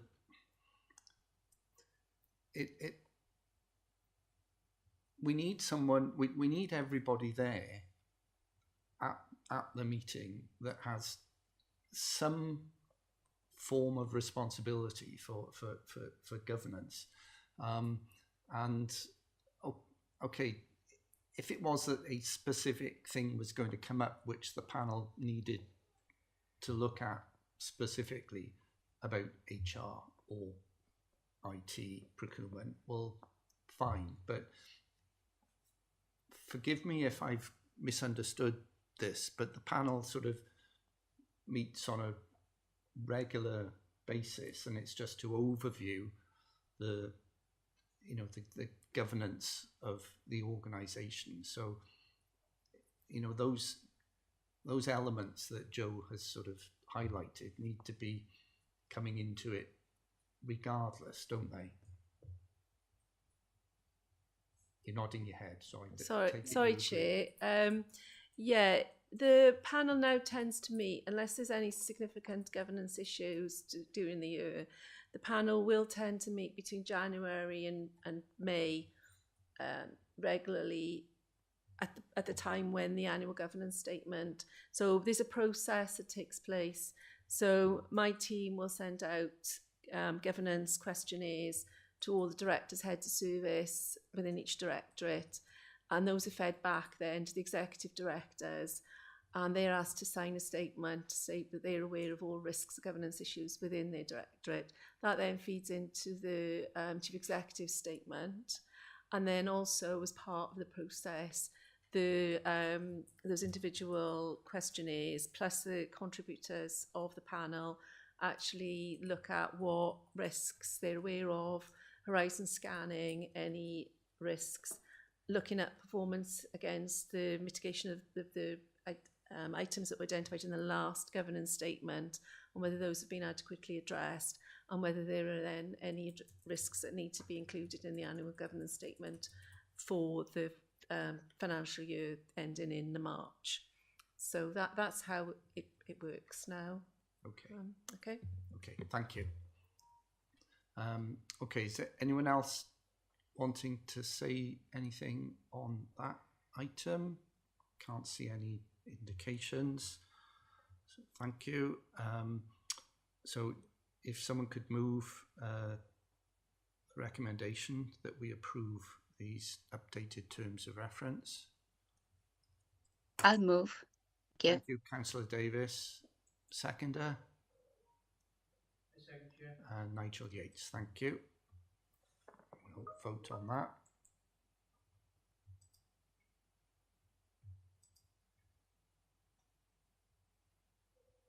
Okay, that's carried unanimously.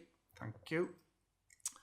And so item 10 on the agenda, the draft annual report of the Governance and Audit Committee.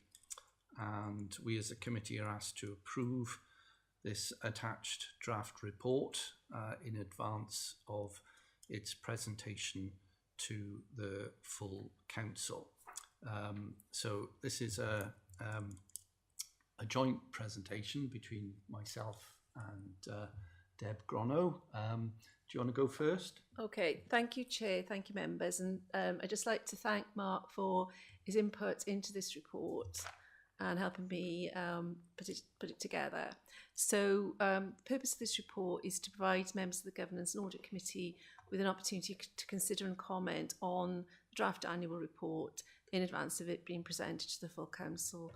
The report, which is attached at Appendix 1, details how the Governance and Audit Committee has met the requirements of its role during 24-25 in relation to the reference under the Council's Constitution, and how it's also met under other requirements under the Local Government and Election Act.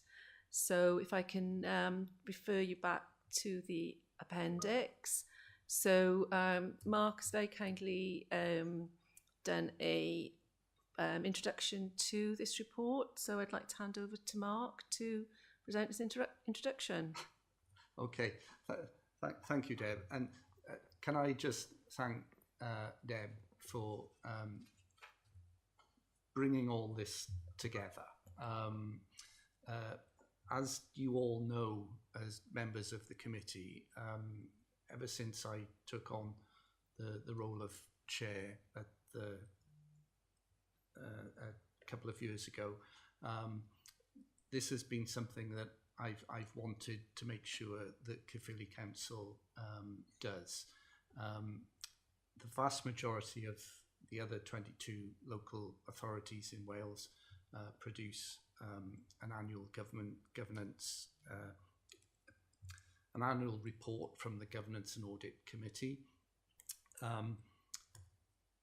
It's not legally required like the annual report that the Ethics and Standards Committee does, but it is a recommendation of good practice, best practice from SIPFA, and something that the WLGA promotes that we should do. So I'm glad that we have got to this point where we have a draft report in front of you, which in my view highlights the key role that the committee plays in the overall commitment of the council to promoting good governance throughout the whole of the organisation, and this highlights how we input into that and review other aspects of governance and audit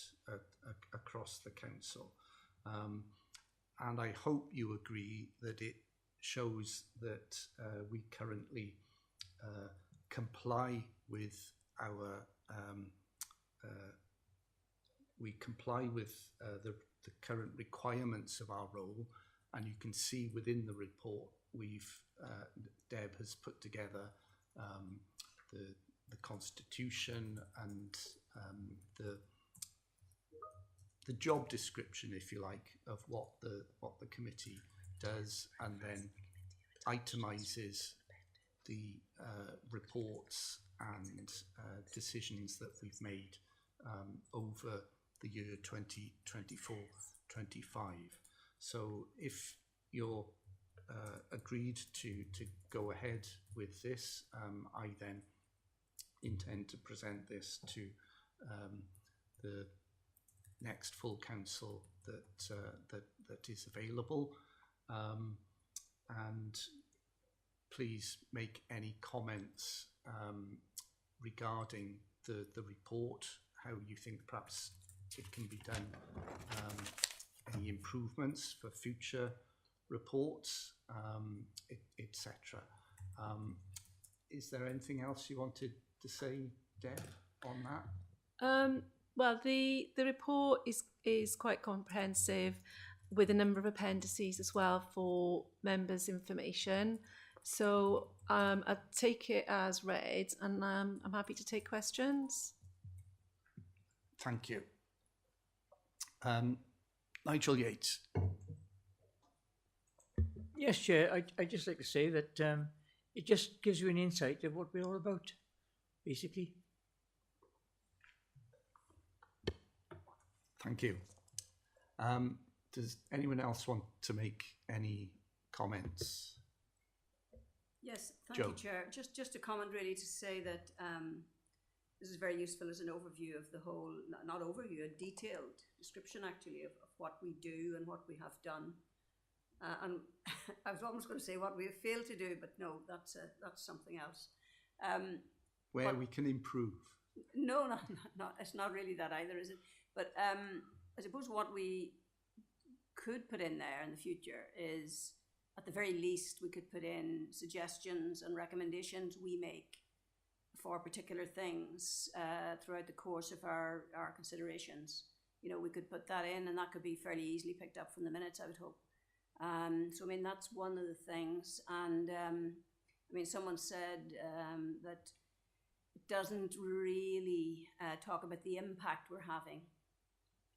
And it'd be good to make sure, you know, that council and cabinet and whoever looks at the public is aware of our impact, hopefully us having an impact. So, you know, we're 3 years now into our role, and I suppose we should be having an impact, and expectations of others are important. That's what we're here for. So hopefully in future reports we can bring that in without too much trouble. Yes, I can. I'm already starting to see a section in the report called Making a Difference. So we'll take that on board. Deb. Also, if I can just add, that I think you did allude to it a little bit earlier was the self-evaluation of the committee in relation to the SIPFA guidance. So that is still a work in progress. So hopefully by the time that this comes to committee again, that will be completed, and I think that'll help inform the next report going forward, because there may very well be some recommendations coming out of that in terms of development needs or training or information that can be provided either internally from officers or from external sources. So I think this is some aspects of it are work in progress, and can be developed further. Perhaps I won't use the word improved, but there is definitely we definitely on a journey to coin the Strictly phrase anyway. Okay. Yes. Thank you, Deb. We discussed in our pre-meeting the SIPFA self-assessment exercise that we went through, and I reminded everybody that we have to develop some kind of action plan from that. And one of the big things that will change at the next annual report and then the next self-assessment will be that we've actually produced the annual report. So, that'll be something that we have definitely made a difference upon. But thank you for bringing that up, Deb. It hasn't been forgotten about, and we will crack on with that now as soon as we can. So does anyone else want to say anything? Mike, did you? Sorry. I was just sorry. To say, the comments that Joe came up with following the presentation of the report, all of the appendices that go with it really back up what she was saying about let's make sure that we include the next time that we go through all of this, that we're happy that we have had an impact on all of the parts of the council who attend our meetings, take those ideas back, those suggestions, and we do see that they are included. Thank you. Okay, so if no one else has got any other comments, we'll could someone please move the recommendation that we... Yep. Councillor Adams, thank you. Seconder. Second, Chair. Yep, Nigel, thank you.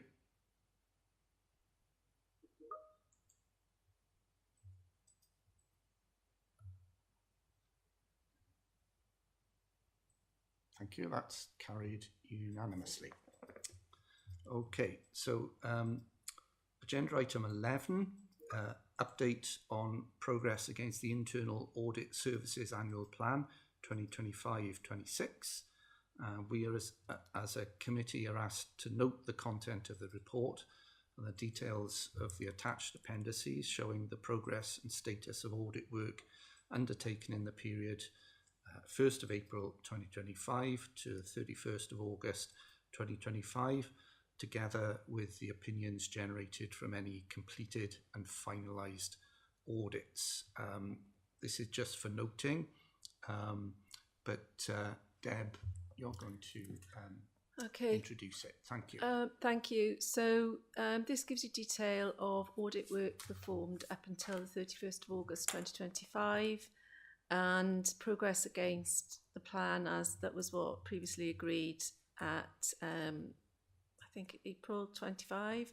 So there's a number of appendices showing where we are with certain audits, their status, whether they're incomplete, whether they're complete, which means they've been issued in draft, whether they've been closed, where the auditees have come back with comments, including action to be taken, and recommendations have been agreed. And then once all the recommendations have been agreed, the audit's been closed, then a number of audits are archived.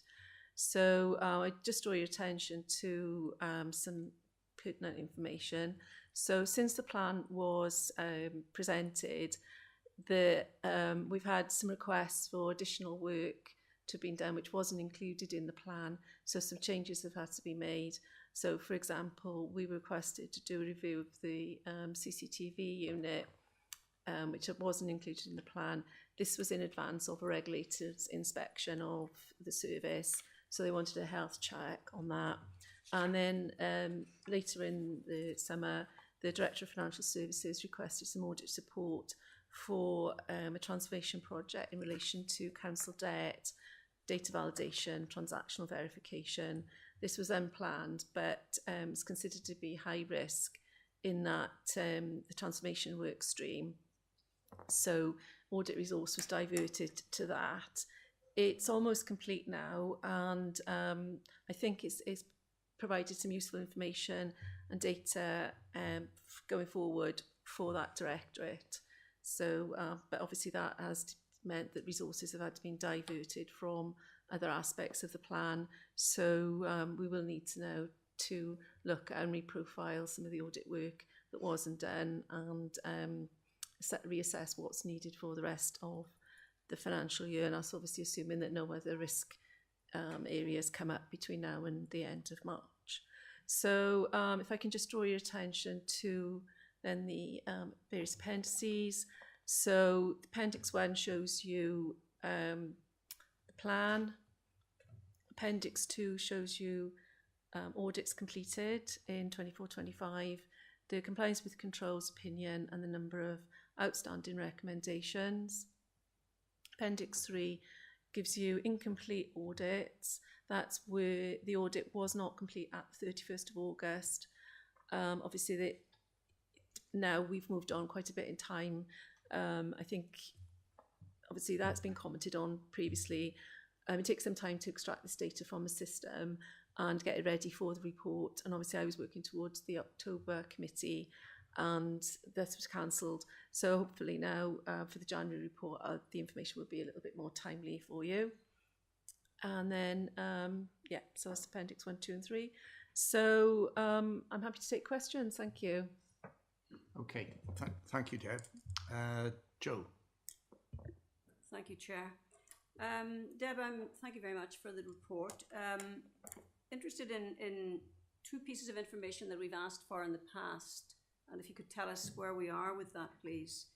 They were, the one was about management's non-acceptance of your recommendations, and that, you know, that took place. Now, you spoke about it orally in a meeting for us, but we really need to see that information, what directorates, what service areas are involved, and, you know, the recommendations that have not been accepted by management.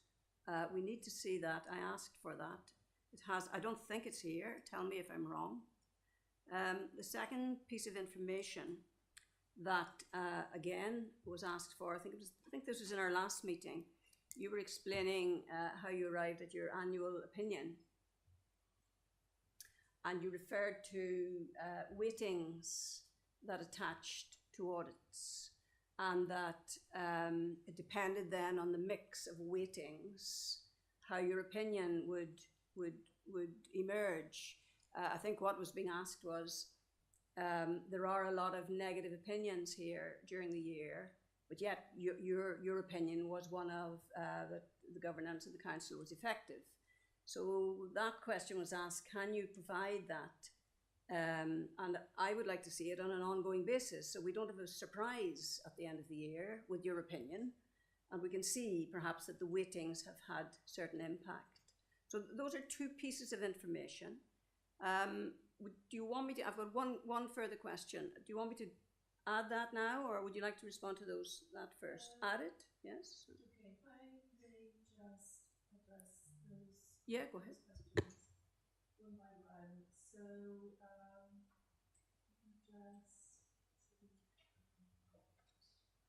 I can search in the system on my non-accepted by management. So, out of 2,908 individual recommendations that have been created in our system since it was first devised in 2019, we have 19 recommendations which were not accepted by management. So I really don't consider that to be a fundamental risk issue. Where those actually do arise, they would be reported within individual reports and escalated if we did consider that they were an issue. So, okay, well, can those facts just be clearly minuted now? Because that's what we're looking for. We're looking for facts. I can provide that information. We've got 1, 2, 3, 4, 5, 6, 7, 8, 9, 10. Over 11 audits. Going back,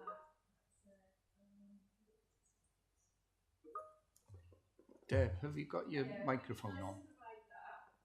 We're taking action to add it so that it's definitely regularly like that. That'd be good.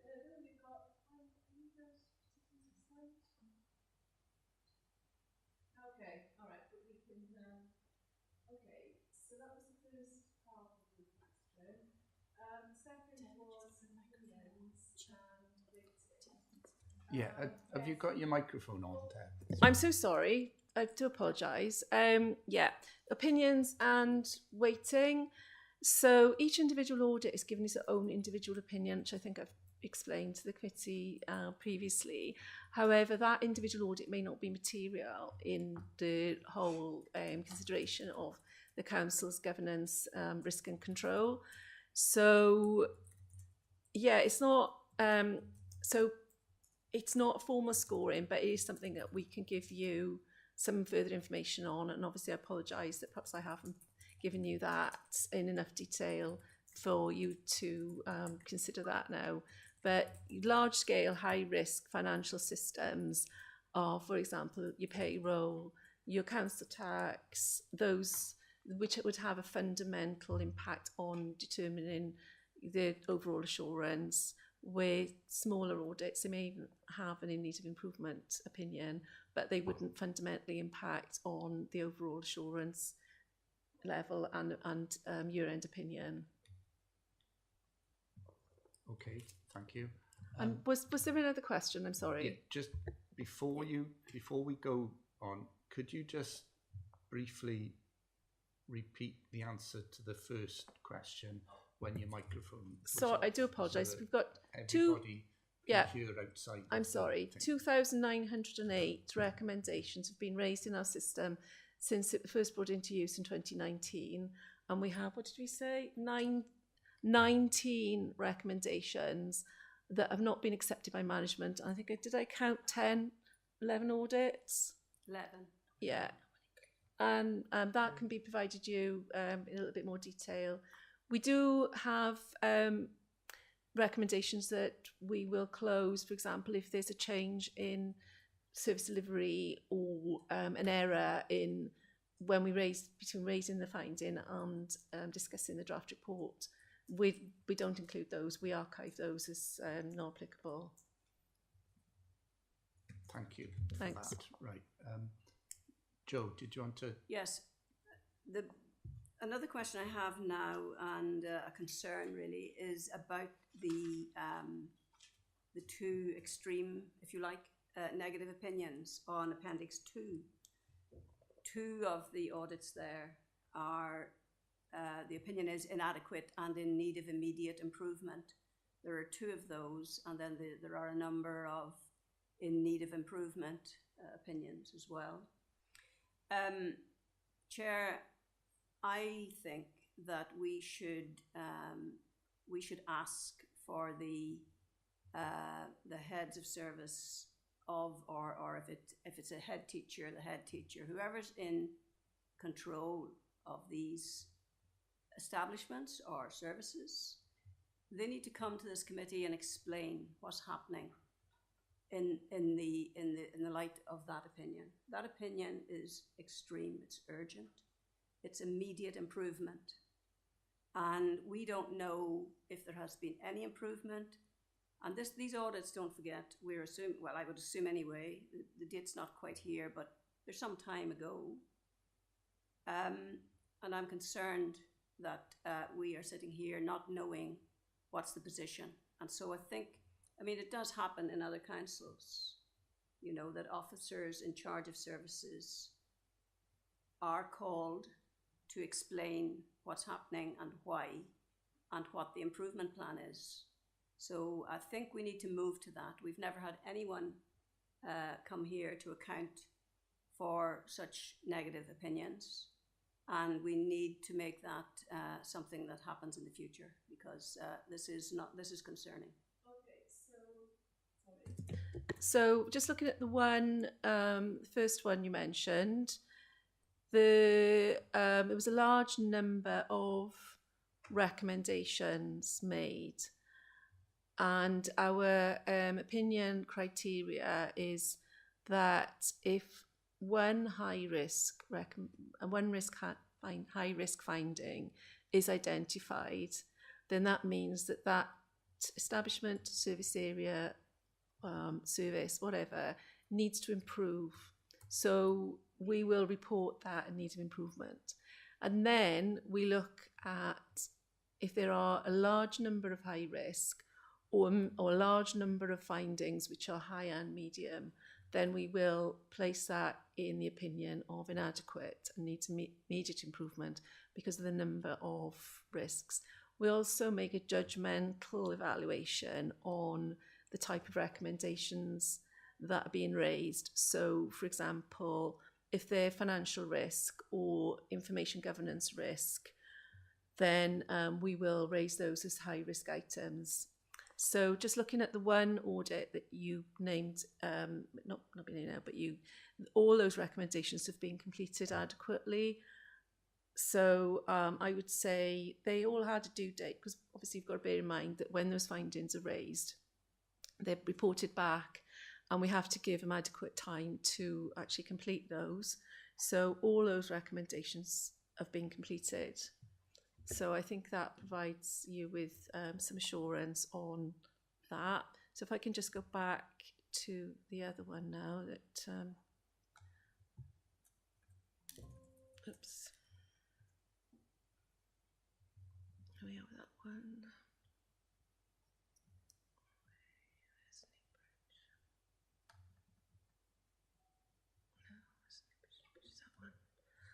Okay, let's look at that one. Sorry, bear with me. I just apologize. Yeah, of course, you go. Yeah.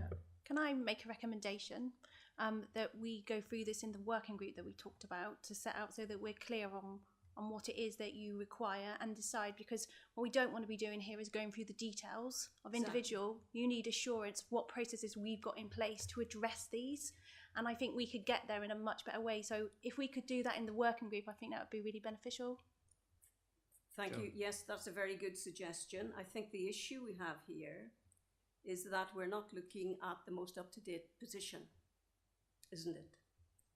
You've just clarified, what is the up-to-date position, and you're giving us assurance, which is very welcome, and I do hope that is minuted very clearly. Thank you, and I'm sorry to have to keep referring to the minutes, but this is new information we're getting today, so we need to have that clearly, and the issue, Leanne, is we're not up to date, are we, in what we've got before us in the reports, and we need that, especially in we're not talking about a lot of stuff here. We're talking about a couple of audits which are very concerning. The others are concerning too, but these two, anywhere, if we're going to take seriously your opinion, which we do, then this is serious stuff, and we need to know what's happening. Yeah. Thank you. There is always going to be a time difference because of the length of time we have where we have to provide the reports so they can be published. So there is always going to be a time difference. But what I think we need to do is make sure you have that assurance on the processes so that you know that we are undertaking that work, and then have a way of reporting that back to you so that you know that it's been done. And I think we could work through that in the working group so that we can give you what you need.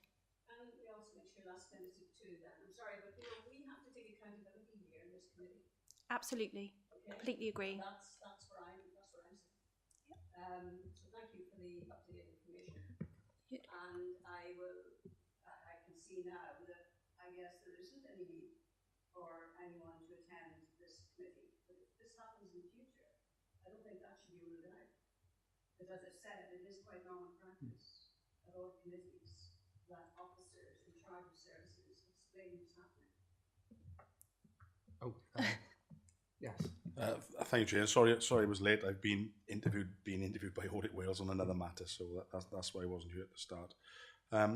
Just interested in your comment about this happens normally in other authorities. Which ones? Well, for example, another authority that I'm on the audit committee. Which is that? Which one is that? I'll tell you in a moment, but let me tell you what happens there. In fact, what happens there is that exception reports are provided. In other words, the most extreme negative opinion, which is this one, okay, that I've been referring to, needed immediate improvement. That's the most extreme opinion. Any audit reviews that are found to be in that category, sorry, Joe, can you put your mic on? I do apologise. Yeah. Sorry. The Chief Internal Auditor reports those to the Audit Committee. They report a summary of the review. And at the same meeting, the officers in charge are present to talk about the remedial actions that are going to be taken. That's at Bristol City Council, where I'm on the Audit Committee. Yeah, you said authorities, plural. I just wondered what the others were. Well, I can jump in there. I sit on Torfaen's Governance and Audit Committee, and perhaps 18 months, 2 years ago, we had a department, personnel, HR, and it was an inadequate audit, and we interviewed the director for an answer as to why that had come about. I think where we're coming from on this is that over the last 18 months, 2 years or so, we will have a report from Deb's team where, and let's be quite open about it. It's happened with certain with schools where audits have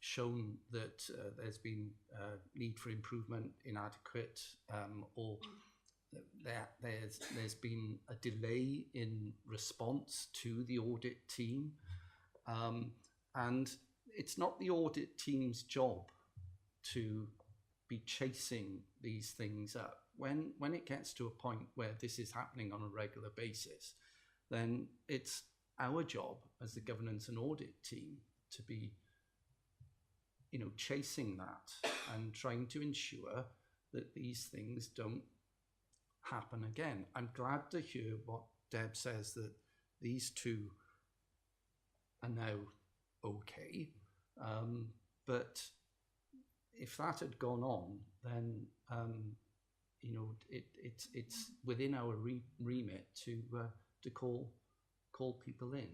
Absolutely. Sorry, Deb or Leanne.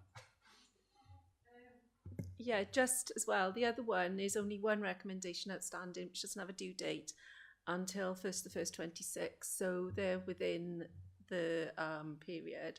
But I'd also like to provide members of the committee with assurance that the director, there is a new director now of Education and Social Services, but the directors do get copied into these reports, and they are circulated, and I know the questions have been asked with the Directorate Management team currently and in the past about some of the reports that are coming to Audit Committee, and questions have been asked, and that they are being pursued within that directorate.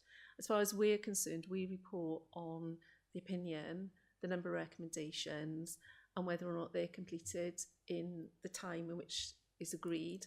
And like I said, there's no issue there with those, because they're either all being completed, or they're in the other one that that's within its agreed date. So I hope for that gives the committee some comfort on this matter. Thank you. Joe? Yes, just to add, yes, of course it gives us assurance. We are now in a position, though, where we have up-to-date information about this. So thank you for that. As I've said, I think there is an issue here about the timeliness of information. And of course, we wouldn't expect reports to be, only a couple of weeks old. We know that there is a delay. Of course, that's normal. But for it to be such important information that's missing, that's important too. And so perhaps for the future as well, if there's more instances like this, and that you're aware that the situation has improved, or you're aware of more up-to-date information, just on these, there's only ever going to be a couple, I hope, or 2 or 3. Perhaps you can bring us that information to the meeting. Yeah, Leanne. Yeah, absolutely. I think that's a really good idea, and I think that is something that we could discuss at the working group, where we clearly set that out. Keep referring to the working group. I know. Which is great. This working group's going to have a lot of it is, but I think items to tackle. But good idea, yeah. Yeah, and it will really help then us make sure that the reports that we bring are giving you what you need, so that we then don't have to have so much debate over stuff that you require. Is that okay? Yeah, great. Thank you. Yeah, Mark. Sorry. I was. Leanne's probably covered what I was just going to say. I think the workshop or working group, whatever you've agreed while I wasn't here, is really useful. Look, I'm relatively new in post. Leanne's new in post. We do need to have a little look at Governance and Audit Committee. The KIP for Code is Governance and Audit Committee working in accordance with that SIP for Code? Are the reports we are providing in accordance with that SIP for Code? Is there too much? Is there not enough? Should they be altered? Almost time for a kind of reset, if you like. So I think it'd be really useful. Yeah, and referring to GIAS as well. Thank you. Okay, does anyone else need to say anything on that? Okay, so we note that report and thank you very much for the positive comments about how we can get around all of this. Thank you. So item 12, update on internal audit report recommendations as at 31st of August 2025. And again, we are asked as a committee to note the information contained in the report. So Deb again. Thank you, Chair. Thank you, members. This is a regular report that comes to you.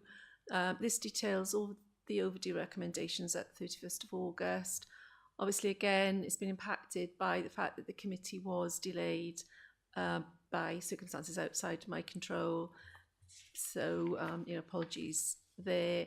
The detail of the report is given within the report, and I'll assume that you've read that. As you're aware, all our recommendations are tracked within our audit management system. Our audit management system tracks the name of the person responsible, the detail of the recommendation, and the date by which they agreed that they would implement the recommendation. Our system is able to run reminders by email 90, 60, 30, 7 and 1 days up until the date the recommendation should become due, and then sends overdue reminders. Those recommendations also advise the auditee that those recommendations that are overdue are reported to this committee, and they may be asked further questions on it. So I think the timeliness was probably a bit of an issue on this report because it was the end of August, where it was a holiday season for staff and within the schools. Again, I think maybe our working group could probably discuss whether we should be looking at more formally quarterly reporting and looking at the actual dates to make sure that the information is meaningful and realistic for you, to enable you to provide your assessment and make the discussions at this committee meaningful.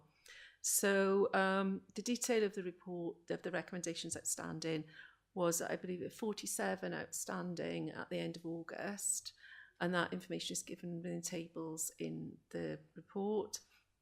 It is a bit of a movable feast at any point in time, because as audits are being performed, recommendations are being created every single day, and we become notified of recommendations that have been completed every single day.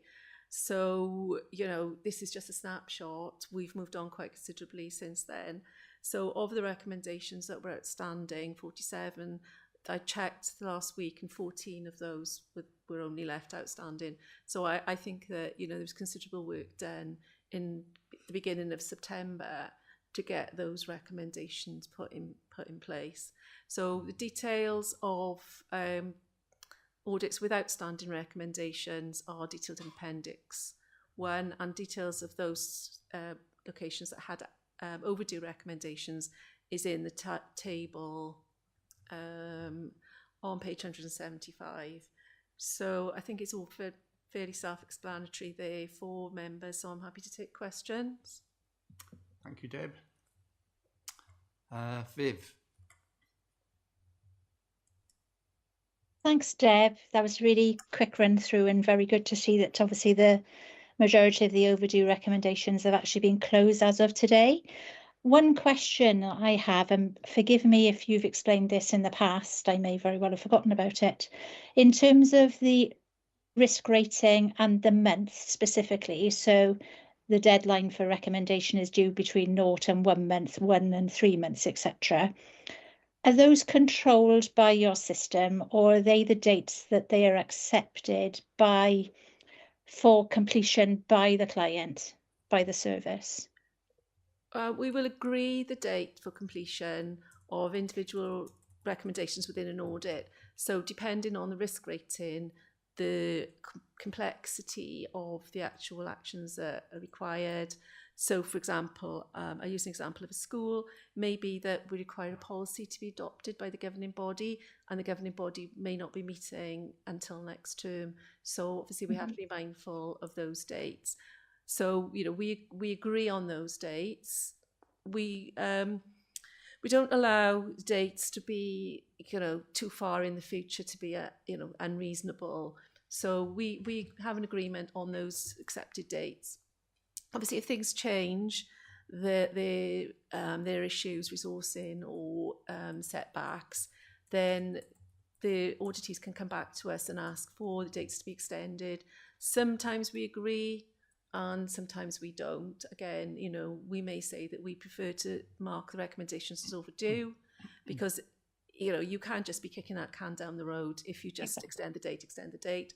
So there are 1 or 2 on here where it looks like the recommendations are significantly overdue, but we are in discussions or monitoring those with the managers or location heads, and there may be reasons for why those recommendations are still overdue. Again, the detail perhaps is not necessarily, needs to be reported to this committee in full detail. But yeah, we agree on those recommendations, and then that is a fixed date that's held in our system, and the reminders run and the data is run on those dates. That's brilliant. Thank you for that. So in terms of, say, this data was accurate and up to date as it is today, yeah, and that the high risk ones were 1 to 3 months, and there were 10. Say they were 10 schools or 10 recommendations in schools, that would take account of their non-working days, so their summer break, their Easter break, their Christmas break. Our system isn't clever enough to take working days and days, so it is just literally. I mean, what we try to do, it's not always possible, is that we will say, look, please don't agree to do this by the 31st of July because you're going to be in the summer holidays. No, we'll definitely do it. It'll be done. So, okay, that's fine. And then it could be that it's done and they haven't told us. And there's no one in school for 6 weeks. So we have to mark it as overdue. And I've just been updated. We've got eight of these are still outstanding. So there's been considerable progress made on these, and probably looking at it, I think probably 6 possibly belong to 1 location. So I think that, there has been progress made. I think a takeaway from this is to look at our dates. to understand that maybe we shouldn't be looking at, we'll say the 15th of July instead of the 30th, and run this data in a more meaningful fashion. So we're not going to go, well, yeah, everybody's overdue at the end of August because, people have been on holidays. Exactly. I think, we do need to look at making the information that we're providing you adequately intelligent to inform you in your decision making, and obviously your response to the information that we're providing and your questioning back. Because at the end of the day, it's got to be meaningful, isn't it? Thank you. No, thanks for sorting that out. That's been really helpful. Thank you very much. Okay, did anyone else want to say anything on Deb's report there? Just a positive comment you'll be glad to hear from me on this particular report. It is good to see a piece of up-to-date information in the report, which we have here, haven't we? If I'm reading it correctly, I hope I am. 5.22, there's a paragraph there explaining that 14, just 14 of the original 47 remain overdue. So somehow we've managed to get that into this report. So that's useful, of course, and stops us asking questions, or quite so many questions. Thank you. Okay. If I may make a possible suggestion, that the raw data for this can be extracted out of our system quite easily. It's the pulling together into tables and reports, and maybe again it's something that the working party can consider, whether I give you a lot of detail. I explained about our way our system works, but you've probably read this every time, and I don't want to dictate what you need to have as a content within the covering reports, but it may be that we can slim down this information and just provide you with tables, and that would be enough for you. And obviously that might be almost certainly going to be able to be produced on a more timely basis for you. And again, looking at the dates at which the meetings, the cut-offs for this, I think again needs to be looked at to see whether or not there can be some improvements made for that to enable you to evaluate the information that's been provided to you in order to support you in your decision making. Okay, thank you. There we are. A lot of things to get done in our working party. Right. So we're asked to note that report, and then the only other items that were on the agenda were information, and you've been given that information, and so we're not going to be discussing that here and now. So that brings us to the end of the meeting. I'd like to thank everyone, diolch yn fawr, for attending this afternoon's Governance and Audit Committee, and I officially declare the meeting closed, and everyone that is remotely part of this meeting can now hang up. Thank you again. Diolch.